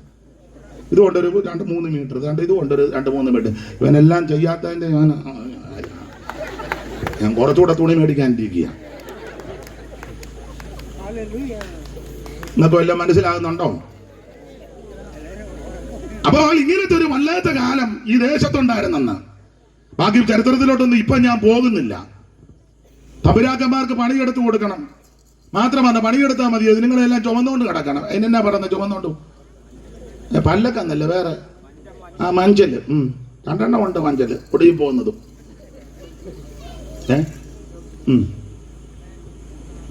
സ്തോത്രം. വല്ലാത്ത കാലമാണ്. പണ്ട് നാടുവാടി തമ്പുരാക്കൾക്കായി നമ്മൾ തണ്ടുവലിച്ചേ മണി മഞ്ചൻ ചുമന്തേ. പണ്ട് നാടുവാടി തമ്പുരാക്കൾക്കായി നമ്മൾ തണ്ടുവലിച്ചേ മണി മഞ്ചൻ ചുമന്തേ. പഴയ പാട്ടാ. അതിന് കൈയടിക്കുമെന്ന് വേണ്ട, വേറെ പാട്ടാ. എല്ലാത്തിനും കയറി അടിക്കണ്ട. താളമുള്ളതാ. ഇവരോട് അച്ഛാ പറഞ്ഞു. പെറ്റ മണ്ണിൽ പണിയെടുത്തു ചത്തൊടുങ്ങിയ തലമുറതൻ അസ്ഥികൾ തോറും പൂത്ത പൂക്കളല്ലോ നാ. പണ്ട് നാടുവാടി തമ്പുരാക്കൾക്കായി നമ്മ തണ്ടുവലിച്ച് മണി മഞ്ചൻ ചുമന്ന്. അതെല്ലാം അങ്ങ് തിന്നേച്ചിങ്ങനെ കിടക്ക. അതിനെ ചുമന്നുകൊണ്ട് പോവുക. മനസ്സിലായോ? ഇങ്ങനത്തെ വല്ലാത്തൊരു കാലം. കൂലി കൊടുക്കത്തില്ല, ചോദിച്ച് ചെല്ലാനൊക്കത്തില്ല, ഭക്ഷണം കൊടുക്കത്തില്ല. ഒറ്റവാക്കി പറഞ്ഞ ഭാഗമങ്ങ് വിടാൻ. ഇതിനെല്ലാം മാറ്റം വരുത്താൻ ഇടയായത് സുവിശേഷം വന്നതുകൊണ്ടാണ്. ചരിത്രം പഠിക്കുന്നവർക്കും എന്റെ ഭാഷ പറഞ്ഞ ഇതിനകത്ത് ആളതാമസം ഉള്ളവരോട് ചോദിച്ച കാര്യം പറഞ്ഞു തരും. ഇതിനെല്ലാം മുഖാന്തരം വന്നത് സുവിശേഷം വന്നതാ. സ്തോത്രം. അക്ഷരം പഠിപ്പിച്ചു. ഒരു സായിപ്പ് യാത്ര ചെയ്തു പോയപ്പോൾ കണ്ടത്തിൽ ഒരു കന്നിനെ മനുഷ്യനെയും കൂടെ വെച്ച് ഉഴുന്നു. ഒരു വശത്തെ കന്ന്, ഇപ്പറേ മനുഷ്യൻ. അന്നൊക്കെ സായിപ്പന്മാരുള്ള കാലമാണ്. സായിപ്പ് നോക്കിയപ്പോൾ മുഖത്തിന്റെ ഒരു വശത്ത് കാള, കന്ന്, അപ്പറേ മനുഷ്യൻ. വണ്ടി നിർത്താൻ പറഞ്ഞു. നടന്ന സംഭവമാ. വൃത്തി കൂടെയുള്ളവരോട് പറഞ്ഞു ആ മനുഷ്യനെ ഇഞ്ഞ് വിളിച്ചോണ്ട് വരാൻ. മുതലാളിയും മൂപ്പനും ഒക്കെ നിപ്പുണ്ട്. ഒന്നും മിണ്ടാനൊക്കത്തില്ല. സായിപ്പിന്റെ തോക്കുണ്ട്. ഇതിനെ അന്നേരം ഇവിടെ നിന്ന് ഇങ്ങനെ മുളവടി കറക്കിയാലൊന്നും തായ്പനിട്ട് കേൾക്കുകയല്ല. അതിനെ വിളിച്ചോണ്ട് വരാൻ പറഞ്ഞു. ആ സായിപ്പ് ഒരു മിഷനറി ആയിരുന്നു. അദ്ദേഹത്തിന് ഇത് കണ്ടപ്പോൾ മനസ്സിൽ ഉണ്ടായി. മാടോട് ചേർത്ത് മനുഷ്യനെ വെച്ച് കണ്ട ഒഴുക. ഇനി വിളിച്ചോണ്ട് വരാൻ പറഞ്ഞു. വിളിച്ചോണ്ട് വന്നു. സായിപ്പ് വണ്ടിയെ കയറ്റി അദ്ദേഹം താമസിക്കുന്ന വീട്ടിൽ കൊണ്ടുപോയി. ആദ്യം കുളിപ്പിച്ചു. പിന്നെ അവനെ ഭക്ഷണം കൊടുത്തു. 3 അവനെ അക്ഷരം പഠിപ്പിച്ചു. അക്ഷരം പഠിപ്പിച്ച് അക്ഷരം അറിയത്തില്ലല്ലോ. അതുകൊണ്ടല്ലയോ ആശാൻ പണ്ട് ഒരു വരി എഴുതി, അക്ഷരമെന്നതറിവില്ല ചാത്തന് യക്ഷിയും പേയും ഇവർക്ക് ദൈവം. അക്ഷരം അറിയാൻ മേലാത്തോണ്ടാ. അക്ഷരമെന്നതറിവില്ല ചാത്തന് യക്ഷിയും പേയും ഇവർക്ക് ദൈവം. എഴുത്തും വായന അറിയത്തില്ല, അതുകൊണ്ട് യക്ഷിയും പേയും എല്ലാം ദൈവമാണെന്നും പറഞ്ഞിരിക്കുക. ഈ മനുഷ്യനെ അക്ഷരം പഠിപ്പിച്ചപ്പോൾ വിദ്യാഭ്യാസം ഉണ്ടായപ്പോൾ വായിക്കാൻ പഠിച്ചപ്പോൾ ഈ പുസ്തകവും വായിച്ചപ്പോൾ എഴുതിയിരിക്കുക ആദിയിൽ ദൈവം. അപ്പൊ ചാത്തന് പിടികിട്ടി, എടാ യക്ഷിയും പേയും ഒന്നും ദൈവമല്ല, ജീവനുള്ള ഒരു ദൈവമുണ്ട്. വിവരം ഉണ്ടാക്കുന്ന മാർഗമാ സുവിശേഷം. അന്തസ്സായിട്ട് ജീവിക്കാൻ പഠിക്കുന്നതും മാന്യമായിട്ട് സമൂഹത്തിൽ ഇടപെടാൻ, വിദ്യ അഭ്യസിക്കുവാൻ, നേരും ചൊവ്വനും വസ്ത്രം ധരിക്കാനൊക്കെ പഠിപ്പിച്ച മാർഗം സുവിശേഷമാണ്. സുവിശേഷം വന്നതുകൊണ്ടാണ്. അതുകൊണ്ട് ഇങ്ങനൊന്നും അല്ല അല്ലേലിയ പറയണ്ടേ. പിന്നെ ഈ രാത്രി ഇത്രയും ഒപ്പിച്ചല്ലോ, വലിയ കാര്യം. നിങ്ങളോടും കൂടെ ഇങ്ങനൊന്നും അല്ല പറയണ്ട. എന്നാലും വന്ന് ഇരിക്കുന്നല്ലോ മുണ്ടിയിരിക്കും പോലെ നമുക്കെല്ലാം നിരന്നിരിക്കാൻ ഒത്തല്ലോ. സുവിശേഷം വന്നതാ, ഇതിന്റെ എല്ലാം മാറ്റം വന്നതാ. സുവിശേഷത്തെ കൊണ്ട് മാത്രമേ ഇത് സാധിക്കൂ. മാന്യമായിട്ട് ജീവിക്കുവാൻ, രണ്ടക്ഷരം കൂട്ടി വായിക്കാനൊക്കെ ഞാൻ പറയാറുണ്ട്. ഞങ്ങളുടെ അമ്മമാരൊക്കെ പള്ളിക്കൂടത്തിൽ പോയ അമ്മ പോലും അല്ല മിക്കതും, എന്നാൽ ഇരുന്ന് പറയുക ഇംഗ്ലീഷ് ഗ്ലോറി കേക്ക. അത് എഴുതി ഇതാ അമ്മയെന്ന് പറഞ്ഞാൽ എനിക്കൊന്നും അറിയാൻ മേലെന്ന് പറയാം, എന്നാലും വെച്ച് കീച്ചുക ഗ്ലോറി. അന്നേരം അപ്പുറത്തിരിക്കുന്ന അമ്മ വിക്ടറി. രണ്ട് ഇംഗ്ലീഷും ഒക്കെ പറഞ്ഞത് ഈ സുവിശേഷം വന്നത് കൊണ്ടാണ്. മാന്യമായിട്ട് ജീവിക്കാൻ പഠിപ്പിച്ചത് ഈ സുവിശേഷം വന്നത് കൊണ്ടാണ്. അതുകൊണ്ട് പ്രിയരെ, എവിടെയും ഉയർത്താൻ പറ്റുന്നത് ആ സുവിശേഷം. ഇത് ചെന്നിടത്തെല്ലാം അനുഗ്രഹമാണ്. ഇത് ആമ ചെന്ന് കയറിയ വീടിന്റെ മുഖച്ഛായ മാറിയിട്ടുണ്ട്. വ്യക്തികൾക്ക് വ്യത്യാസം വന്നിട്ടുണ്ട്. ഉണ്ട്. ഞങ്ങളുടെ ഒരു അച്ചായനുണ്ടായിരുന്ന കട്ടകുത്ത് എല്ലാവർക്കും മനസ്സിലായി കാണുമായിരിക്കും. കട്ടകുത്ത് വലിയ പാരയ്ക്ക് ചേടി എന്നല്ലേ അച്ചാ പറയുന്നത്. ചേടി പഴയ ഭാഷയാ. പുള്ളി രക്ഷിക്കപ്പെട്ട് ദൈവകൃപ വന്നപ്പോ പിന്നെ സുവിശേഷമൊക്കെ കട്ടകുത്തുന്നതിന്റെ വസ്ത്രധാരണം ഒന്നും ഞാൻ പറയണ്ട, എന്നെ കൊണ്ട് പറയിപ്പിക്കണോ? വേണ്ട, അതാ നല്ലത്. അമ്മയാ പറഞ്ഞത് തന്നെ, അമ്മയ്ക്കും ഒക്കെ ഇതറിയാം. പക്ഷേ ആ മനുഷ്യൻ രക്ഷിക്കപ്പെട്ട് ദൈവകൃപ വന്നു കഴിഞ്ഞപ്പോൾ മട്ടങ്ങ് മാറി. അവിടെ പിന്നെ ഞാൻ കണ്ടപ്പോ പാൻറ്റും ഒക്കെ ടീൻ ചെയ്തതല്ലേ. അപ്പൊ ഞാൻ പറഞ്ഞ പഴയ ഫോട്ടോ ഇത് ഒന്നിച്ച് വെക്കുന്ന നല്ലതാ. പണ്ട് വള്ളത്തെ കട്ട കുത്തി അങ്ങോട്ട് ഇട്ടപ്പം നിന്ന ഫോട്ടോയും നിങ്ങൾക്ക് വല്ല മനസ്സിലാകുന്നുണ്ടോ? എന്തിനാ ഞാൻ അധികം പറയുന്നേ? നിനക്ക് വീറും വൃത്തിയായിട്ട് ജീവിക്കാനും നടക്കാനും മാന്യമായിട്ട് ഇടപെടാനൊക്കെ പഠിപ്പിച്ച മാർഗമാ സുവിശേഷം.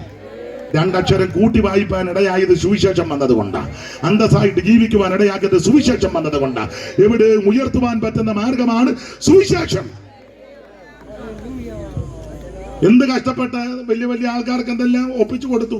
പണ്ടൊരു പാട്ടുണ്ട്, ഞാനൊരു അല്പം തെറ്റിച്ചേ പാടാൻ പറ്റുള്ളൂ. അതിനെ വെച്ചാൽ സുവിശേഷ യോഗം ആയതുകൊണ്ടാണ്. വേറെ യോഗമാണെന്നെങ്കിൽ തെറ്റിക്കുകയല്ല, അങ്ങനെ തന്നെ പാടിയാണ്. അപ്പം ഞാൻ ഈ പാട്ട് പാടുമ്പോൾ പഴയ അമ്മമാരിപ്പം പറയും, ഉപദേശം അത് തെറ്റിച്ചാന്നല്ലോ പാടിയത്. അതെ, മനഃപൂർവ്വമാണ്. അറിയാവുന്ന നിങ്ങൾക്ക് ചിലപ്പോൾ അറിയാം. അത് കേശവശാസ്ത്രി എഴുതിയ ഒരു 7 സർഗമുണ്ട്. അതിലൊരു സർഗത്തിനകത്ത് ഒരു വരിയുണ്ട്, എൻ്റെ വല്യമ്മച്ചി പാടി കേട്ടിട്ടുള്ളതാണ്. ഞാനൊരല്പം വ്യത്യാസപ്പെടുത്തി പാടുന്നത് കേട്ടോ. സാധുവർഗത്തിന്റെ രക്തം വാട്ടിപ്പിഴിഞ്ഞതല്ലയോ, സാധുവർഗത്തിന്റെ രക്തം വാട്ടിപ്പിഴിഞ്ഞതല്ലയോ, സൗദങ്ങളും മാളികയും സമ്പത്തുമല്ല. അമ്മയ്ക്കറിയാവുന്നുണ്ട്, അറിയാവുന്നേ. ഞാൻ ഇച്ചിരി വ്യത്യാസപ്പെടുത്തിയല്ലേ പാടിയേ.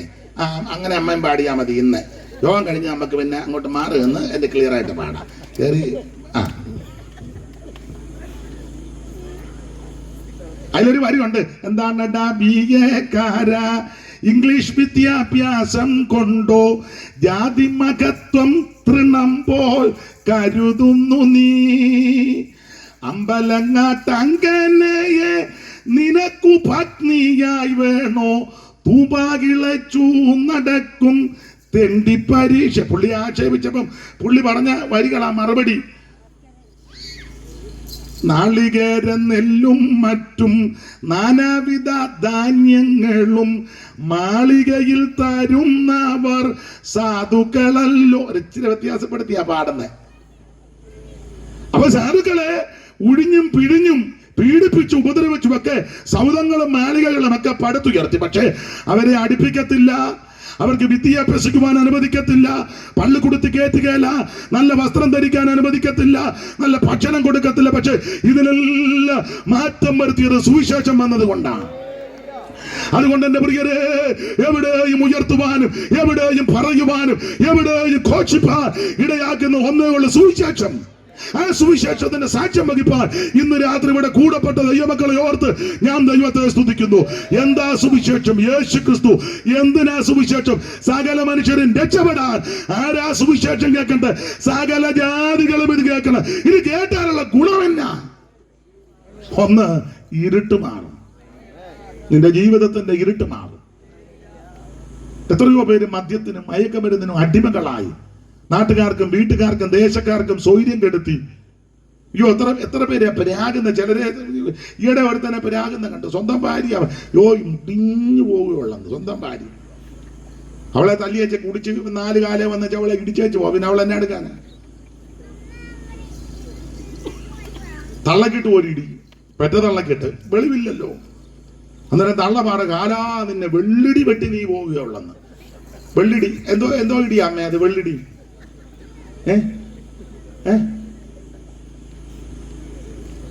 ആ തള്ള പറഞ്ഞതാ വെള്ളിടി.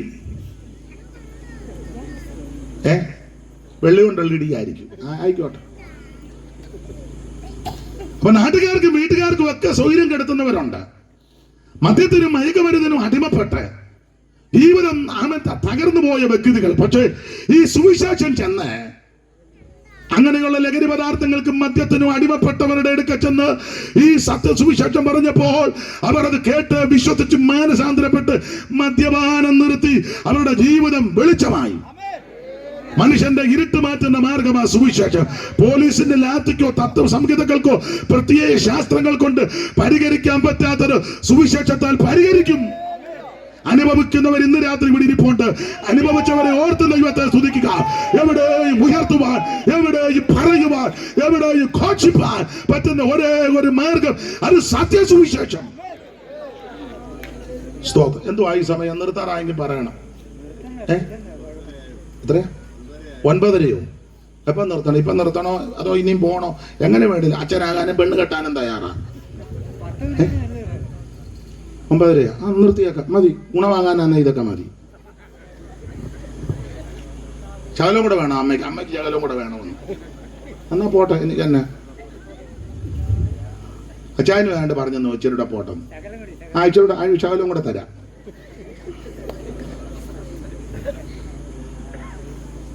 എന്റെ പ്രിയരെ, ഇന്ന് രാത്രി ഓർപ്പിക്കട്ടെ, ഈ സുവിശേഷം ജീവിതത്തിന്റെ ഇരുട്ട് മാറ്റും. മദ്യപിച്ച് ലെക്ക് കെട്ട് നടക്കുക ആർക്കും ഒരു പ്രശ്നവും ഇല്ല. ആർക്കും പ്രശ്നമില്ല. ആർക്കും പ്രശ്നമില്ല. ചുണയുണ്ടോടാ നിൽക്കാൻ മേലെ നേരെ. പണ്ടൊരുത്തം കുടിച്ചു വന്ന് പറഞ്ഞു, ഒരു ടൗണിൽ വന്നേച്ച് പറഞ്ഞു, ഞാൻ ഈ കടക്കാരും ഒക്കെ ഒത്തിരി ഉണ്ട്. അവനെ വലിയ രസികനുമാണ്. അവൻ പറഞ്ഞു, ഞാൻ ഒറ്റ തെണ്ടിക്കും 1 രൂപ കൊടുക്കാനില്ലെന്ന്. ഒരു തെണ്ടിക്കും ഞാൻ 1 രൂപ. അപ്പൊ കടയിൽ നിന്ന് ജോർജ് കുട്ടി വന്ന് ചോദിച്ചു, എടാ നീ എനിക്ക് പൈസ തരാനില്ലയോ? യോ, ജോർജ് കുട്ടി തെണ്ടിയാണോ? യോ, കുരിശുമൂട്ടില്ല ജോർജ് കുട്ടി തെണ്ടിയാണോ? അങ്ങനെ പറയരുത്.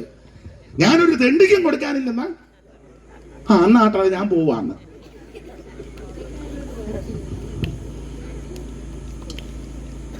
ഒരു കാര്യം പറയാം, അങ്ങനെയൊക്കെ ലെക്ക് കേട്ട് മദ്യപിച്ചും ബോധം പോയി നടന്ന് ജീവിച്ച ഒത്തിരി പേര് അവര് സുവിശേഷം കേട്ടു, അവിടെ ജീവിതത്തിന്റെ ഇരുട്ട് മാറി.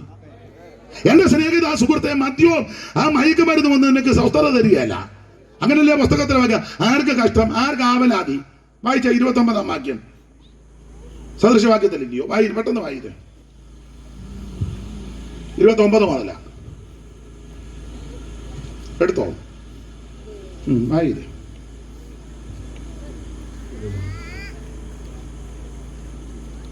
29-ാം വാക്യം മുതൽ 23-ന്റെ 29 വായിച്ചോ. ആർക്ക് കഷ്ടം, ആർക്ക് സങ്കടം, ആർക്ക് കലഹം, ആർക്ക് ആവലാതി, ആർക്ക് അനാവശ്യമായ മുറിവുകൾ, ആർക്ക് കൺചുവപ്പ്, വീഞ്ഞു കുടിച്ചുകൊണ്ട്. മദ്യപിക്കുന്നവന്റെ കാര്യമാ. മദ്യപിക്കുന്ന വീട്ടിലും മദ്യപിക്കുന്ന വ്യക്തിക്കായി ഇതെല്ലാം സംഭവിക്കുന്നത്. എന്തൊക്കെയാ? ഒന്നുകൂടെ വായിച്ചു. 29. ആർക്ക് കഷ്ടം, കഷ്ടം. ആർക്ക് സങ്കടം, സങ്കടം. ആർക്ക് കലഹം, കലഹം. ആർക്ക് ആവലാതി, ആവലാതി. അനാവശ്യമായ മുറിവ്, അനാവശ്യമായ മുറിവ്. ആർക്ക് കൺചുവപ്പ്, കൺചുമപ്പ്. വീഞ്ഞു കുടിച്ചുകൊണ്ട്. മദ്യപിക്കുന്നവന്റെ കുഴപ്പടികളായി പറയുന്നത്. വായിച്ചോ. വീഞ്ഞു കുടിച്ചുകൊണ്ട് നേരം വൈകിക്കുന്നവർക്കും, പിന്നെ മദ്യം രുചിച്ചു നോക്കുവാൻ പോകുന്നവർക്കും, മദ്യം രുചിച്ചു നോക്കാൻ പോകുന്നവർക്കും, പിന്നെ വീഞ്ഞു ചുവന്ന് പാത്രത്തിൽ തിളങ്ങുന്നതും രസമായി ഇറക്കുന്നതും നീ നോക്കരുത്. നോക്കി നിൽക്കരുത്. കുടിക്കുകയെല്ലാം പോയി നീ വെള്ളം ഇറക്കി നിൽക്കുക. നോക്കി നിൽക്കരുതെന്ന്. അടുത്തത്. ഒടുക്കമത് സർപ്പം പോലെ, ഒടുക്കമത് സർപ്പം പോലെ നിന്നെ കടിക്കും, കടിക്കും. പിന്നെ അണലി പോലെ കൊത്തും, അണലി പോലെ നിന്നെ കൊത്തും. പിന്നെ നിന്റെ കണ്ണ് പരസ്ത്രീകളെ നോക്കും. പിന്നെ അങ്ങനെ ഉണ്ട്. നിന്റെ ഭാര്യ കണ്ട മനസ്സിലാകുകയല്ല, അപ്പുറത്തെ മേരിക്കുട്ടീനെയാ. മനസ്സിലായോ? പരസ്ത്രീകളെ നോക്കും. പിന്നെ നിന്റെ ഹൃദയം വക്രത പറയും. വക്രത പറയും. വക്രത പറയും. ഇത് കിട്ടാൻ വേണ്ടിയേ. സാറേ, നേരം വെളുത്തിട്ട് ഒരു ഗ്ലാസ് ചായ പോലും കുടിച്ചിട്ടില്ല, എന്തേലും തരണേ. വക്രതയാ. ഉടനെ നമ്മൾ പറയുന്ന ചായ കുടിച്ചോ? ചായ കുടിക്കാനാണോ പോകുന്നേ? കുടിക്കും, ചായ അല്ല. ഞാന് ചങ്ങനാശ്ശേരി ടൗണിൽ നിൽക്കുമ്പോൾ ഒരാൾ എന്നോട് വന്ന്, സാറേ 2 ദിവസമായി ഭക്ഷണം കഴിച്ചിട്ട് എന്തേലും, അയ്യോ ഇത് കേട്ടപ്പോ സങ്കടം, 100 രൂപ കൊടുത്ത് അന്ന് കൊടുത്തേക്ക്. ഞാൻ എനിക്ക് കടയിൽ നിന്ന് 1-2 സാധനം വേണം, മേടിച്ച് വെച്ച് ഇറങ്ങിയപ്പം ബാറിൽ നിന്ന് ഇറങ്ങി വരുന്നു. എങ്ങനുണ്ട് വക്രത? ഇപ്പൊ അങ്ങനെ ആരെങ്കിലും വന്ന് പറയാ, സാറേ കഴിച്ചേച്ച് 2 ദിവസമായി, ബാ ഹോട്ടലിലോട്ട് കയറിക്കോ, ആവശ്യമുള്ളത് മേടിച്ച് കഴിച്ചു. അന്നേരം അവൻ പറയാ വിശക്കുന്നില്ലെന്ന്. വക്രത പറയും. വക്രത.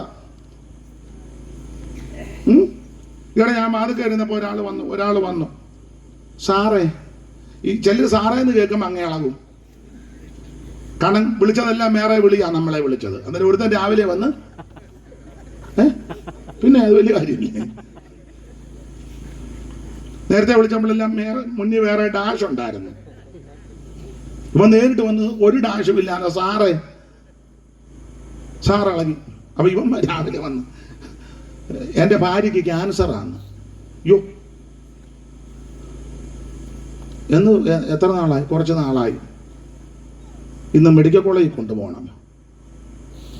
ഞാൻ അന്നേരം എൻ്റെ പരമാർത്ഥതയ്ക്ക് ഇച്ചിരി പൈസ കൊടുത്തു. ആശുപത്രി പോകേണ്ടതല്ലേ, 3000 രൂപ കൊടുത്തു.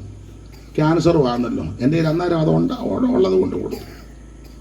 തലേ ദിവസം കൺവെൻഷന് പോയി ദൈവമക്കൾ തന്നതിൻ്റെ ഒരു വിഹിതമാണ് കൊടുത്തു.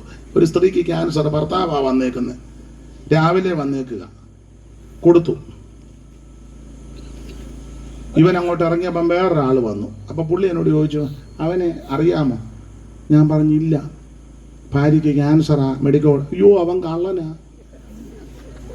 അവൻ്റെ ഭാര്യയ്ക്ക് ഒരു കുഴപ്പവുമില്ല, 2 പിള്ളേർക്ക് ജോലിയുള്ളത്, ഇവനിങ്ങനെ വീട് മുഴുവൻ തീണ്ടി നടന്നു വെച്ച് കുടിക്കാനാണ്. ഞാൻ പറഞ്ഞു കുഴപ്പമില്ല, ഇനിയും വരട്ടെ. ഒരാഴ്ച കഴിഞ്ഞപ്പം വീണ്ടും വന്നു, സാറേ. ഞാൻ ചോദിച്ചു എങ്ങനുണ്ട്? സീരിയസാ. ഞാൻ പറഞ്ഞൊരു കാര്യം ചെയ്യാം, വണ്ടിയിലോട്ട് കയറി, ഞാനിവിടെ വന്നൊന്ന് പ്രാർത്ഥിക്കാം. ഞാനിവിടെ അങ്ങോട്ട് വന്ന് വീട്ടിലോട്ട് വരാൻ. ഉടനെ പറഞ്ഞു ഇപ്പൊ അവൾ അവിടെ ഇല്ലെന്ന്. ഞാൻ ചോദിച്ചു സീരിയസ് ആയി? അല്ല ഇപ്പൊ ഇല്ല. ഞാൻ ചോദിച്ചു എങ്ങോട്ട് പോയി? അവളെയും കൊണ്ട് വേറെ സ്ഥലത്തോട്ട് പോയി. ഞാൻ ചോദിച്ചു എവിടോട്ട്? അമ്മക്ക് അവിടോട്ട് പോകാം, വണ്ടിയിലോട്ട് കയറിക്കും. ഞാനും വിട്ടില്ല. എങ്ങനുണ്ട്? വക്രത പറയും, വക്രത. വക്രത പറയും. അടുത്തത്, നീ നടുക്കടലിൽ ശയിക്കുന്നവനെ പോലെയും പാമരത്തിന്റെ മുകളിൽ ഉറങ്ങുന്നവനെ പോലെയും അങ്ങനെ ആയിരിക്കും. അടുത്തത്, അവർ എന്നെ അടിച്ചു, എനിക്ക് നൊന്തില്ല. ഒന്നും നൊന്തില്ല. ചുമ്മാ കിടന്ന് തല്ലി മേടിക്കുക. അടിച്ചു, നൊന്തില്ല. അടുത്തത്, അവർ എന്നെ തല്ലി. ഭാര്യ തുടുപ്പിനെ അടിച്ചത്, കപ്പ ഇളക്കുന്ന തുടുപ്പിന് അവൻ അറിഞ്ഞൊന്നുമില്ല. പിന്നെ അവർ എന്നെ തല്ലി, ഞാൻ അറിഞ്ഞതുമില്ല. അത് പറഞ്ഞില്ല. ഞാൻ എപ്പോൾ ഉണരും? ഞാൻ ഇനിയും അത് തന്നെ തേടും. രാവിലെ പിന്നെ അത് തന്നെ തേടുവന്ന്. പട്ടി പുതപ്പ് മേടിക്കും പോലെ. തണുപ്പടിക്കുമ്പോൾ എല്ലാം കൂടെ ചുണ്ടി നാളെ എന്തായാലും പുതപ്പ് മേടിക്കും. നേരം വെളുത്തപ്പോൾ സൂര്യൻ വെച്ച് കുടഞ്ഞയച്ച് പുള്ളി പുതപ്പിൻ്റെ കാര്യം മറന്നു. ഇത് തന്നെ ചെല്ലട്ടെ. ഇന്ന് രാത്രി നിന്റെ ജീവിതം യേശുവിനായി സമർപ്പിക്കണം. മദ്യം, മദിരാശി, ലഹരി പദാർത്ഥം, ലോകത്തിന്റെ ഇമ്പങ്ങൾ നിനക്ക് സ്വസ്ഥത തരത്തില്ല. ഇന്ന് രാത്രി നിനക്ക് രക്ഷയും സമാധാനവും സ്വസ്ഥതയും വേണമെങ്കിൽ യേശു ക്രിസ്തുവിനെ രക്ഷിതാവായി സ്വീകരിക്കണം. കാരണം ക്രിസ്തു നമ്മുടെ സമാധാനമാണ്. ജീവിതത്തിന്റെ ഇരുട്ട് മാറ്റുന്ന മാർഗമാണ് സുവിശേഷം. എത്രയെത്ര വ്യക്തികളുടെ, എത്രയെത്ര കുടുംബങ്ങളുടെ, എത്രയെത്ര ദേശത്തിന്റെ, ഏതെല്ലാം രാജ്യങ്ങളുടെ ഇരുട്ട് മാറ്റുന്ന മാർഗമാണ് സുവിശേഷം. ആ സുവിശേഷമായി ഇന്ന് രാത്രി ഇവിടെ ഉയരുന്നത്.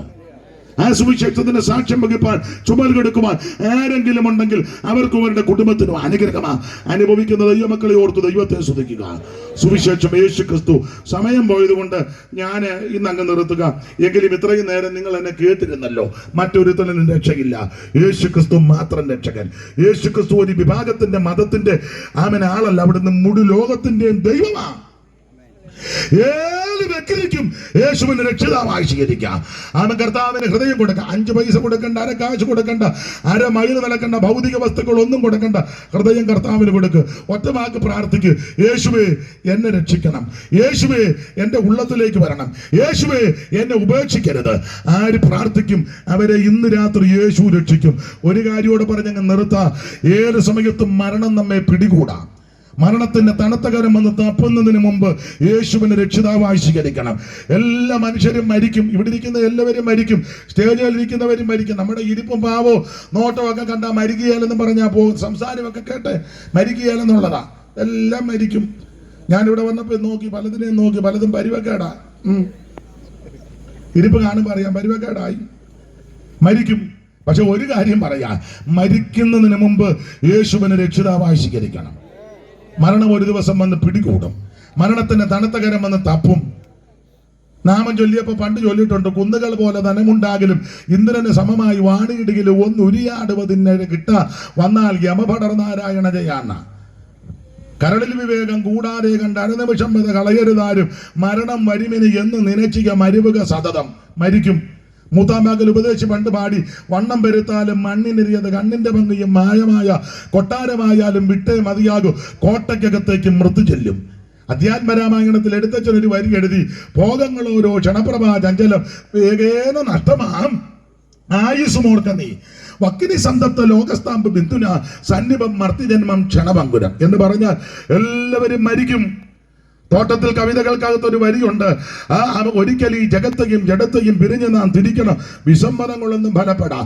പടുക്കളെന്ന് പേരെടുത്ത പൂർവിക പ്രമാണികൾ കൊടുക്കുമെന്ന് സംഭവിച്ചു കേട്ടുകേൾവി ഇല്ലകോ. സമർത്ഥനായ സീസറും പ്രശസ്തനായ ഹോമറും സമത്വമറ്റ സോളമൻ തുടങ്ങിയുള്ള വിജ്ഞർ എല്ലാവരും മരണം വെടിയായി പോയി.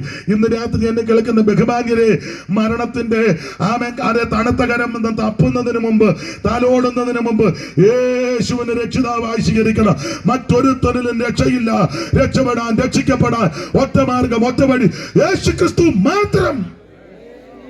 ആ ക്രിസ്തുവിനെ രക്ഷിതാവായി സ്വീകരിച്ച് ഈ സുവിശേഷം തന്നെ സാക്ഷ്യം വഹിപ്പാൻ എന്നെ കേൾക്കുന്ന ഏവർക്കും ദൈവം കൃപ നൽകട്ടെ എന്ന് ഓർപ്പിച്ചും ആശീർവദിച്ചും എന്നെ ഈ ശുശ്രൂഷയ്ക്ക് ക്ഷണിച്ച കർത്തദാസനും സമയമനുസരിച്ച് ചുമതലപ്പെട്ടവർക്കും ഇതുവരെ ഇവിടെയും സമീപ സ്ഥലത്തും ഒക്കെ ഇരുന്ന് എന്നെ കേട്ട ബഹുമാന്യരായ എല്ലാ ശ്രോതാക്കളോടും എല്ലാ ഭവനത്തോടും എല്ലാ പ്രിയപ്പെട്ടവരോടും നന്ദി ചൊല്ലി എൻ്റെ വാക്കിൽ നിന്ന് വിരമിക്കുന്നു. ദൈവം നിങ്ങളെല്ലാവരെയും അനുഗ്രഹിക്കുമാറാകട്ടെ. കരമുയർത്തി ദൈവത്തെ മഹത്വപ്പെടുത്താം. എല്ലാവർക്കും ഒന്ന് എഴുന്നേറ്റ് നിൽക്കാം. ഒരു നിമിഷം ഒന്ന് എഴുന്നേറ്റ് നിന്നാട്ടെ. ഒരു നിമിഷം. ഇതുവരെ ഇരിക്കുകയായിരുന്നല്ലോ. അമ്മേ, ആവതുണ്ടേലേ എഴുന്നേക്കാവുള്ളൂ. പെട്ടെന്ന് എഴുന്നേറ്റ് തല ചുറ്റി വീടരുത്, ഇരുന്നാ മതി വയ്യാത്തവര്. ഒരു നിമിഷം എഴുന്നേറ്റ് ഒക്കുന്നെങ്കിൽ ആ കരങ്ങളൊന്ന് വീശി ഉയർത്തി ദൈവത്തെ ഒന്ന് മഹത്വപ്പെടുത്ത്. ഇന്നും എന്നേക്കും വേർപിരിയാതെ ക്രിസ്തുവിൻ കൂടെ പാർക്കും നമ്മളല്ല. ഇന്നും എന്നേക്കും വേർപിരിയാതെ ക്രിസ്തുവിൻ കൂടെ പാർക്കും നമ്മളല്ല. ജനമേ, യഹോവ നിങ്ങളെ അനുഗ്രഹിച്ച് കാക്കുമാറാകട്ടെ.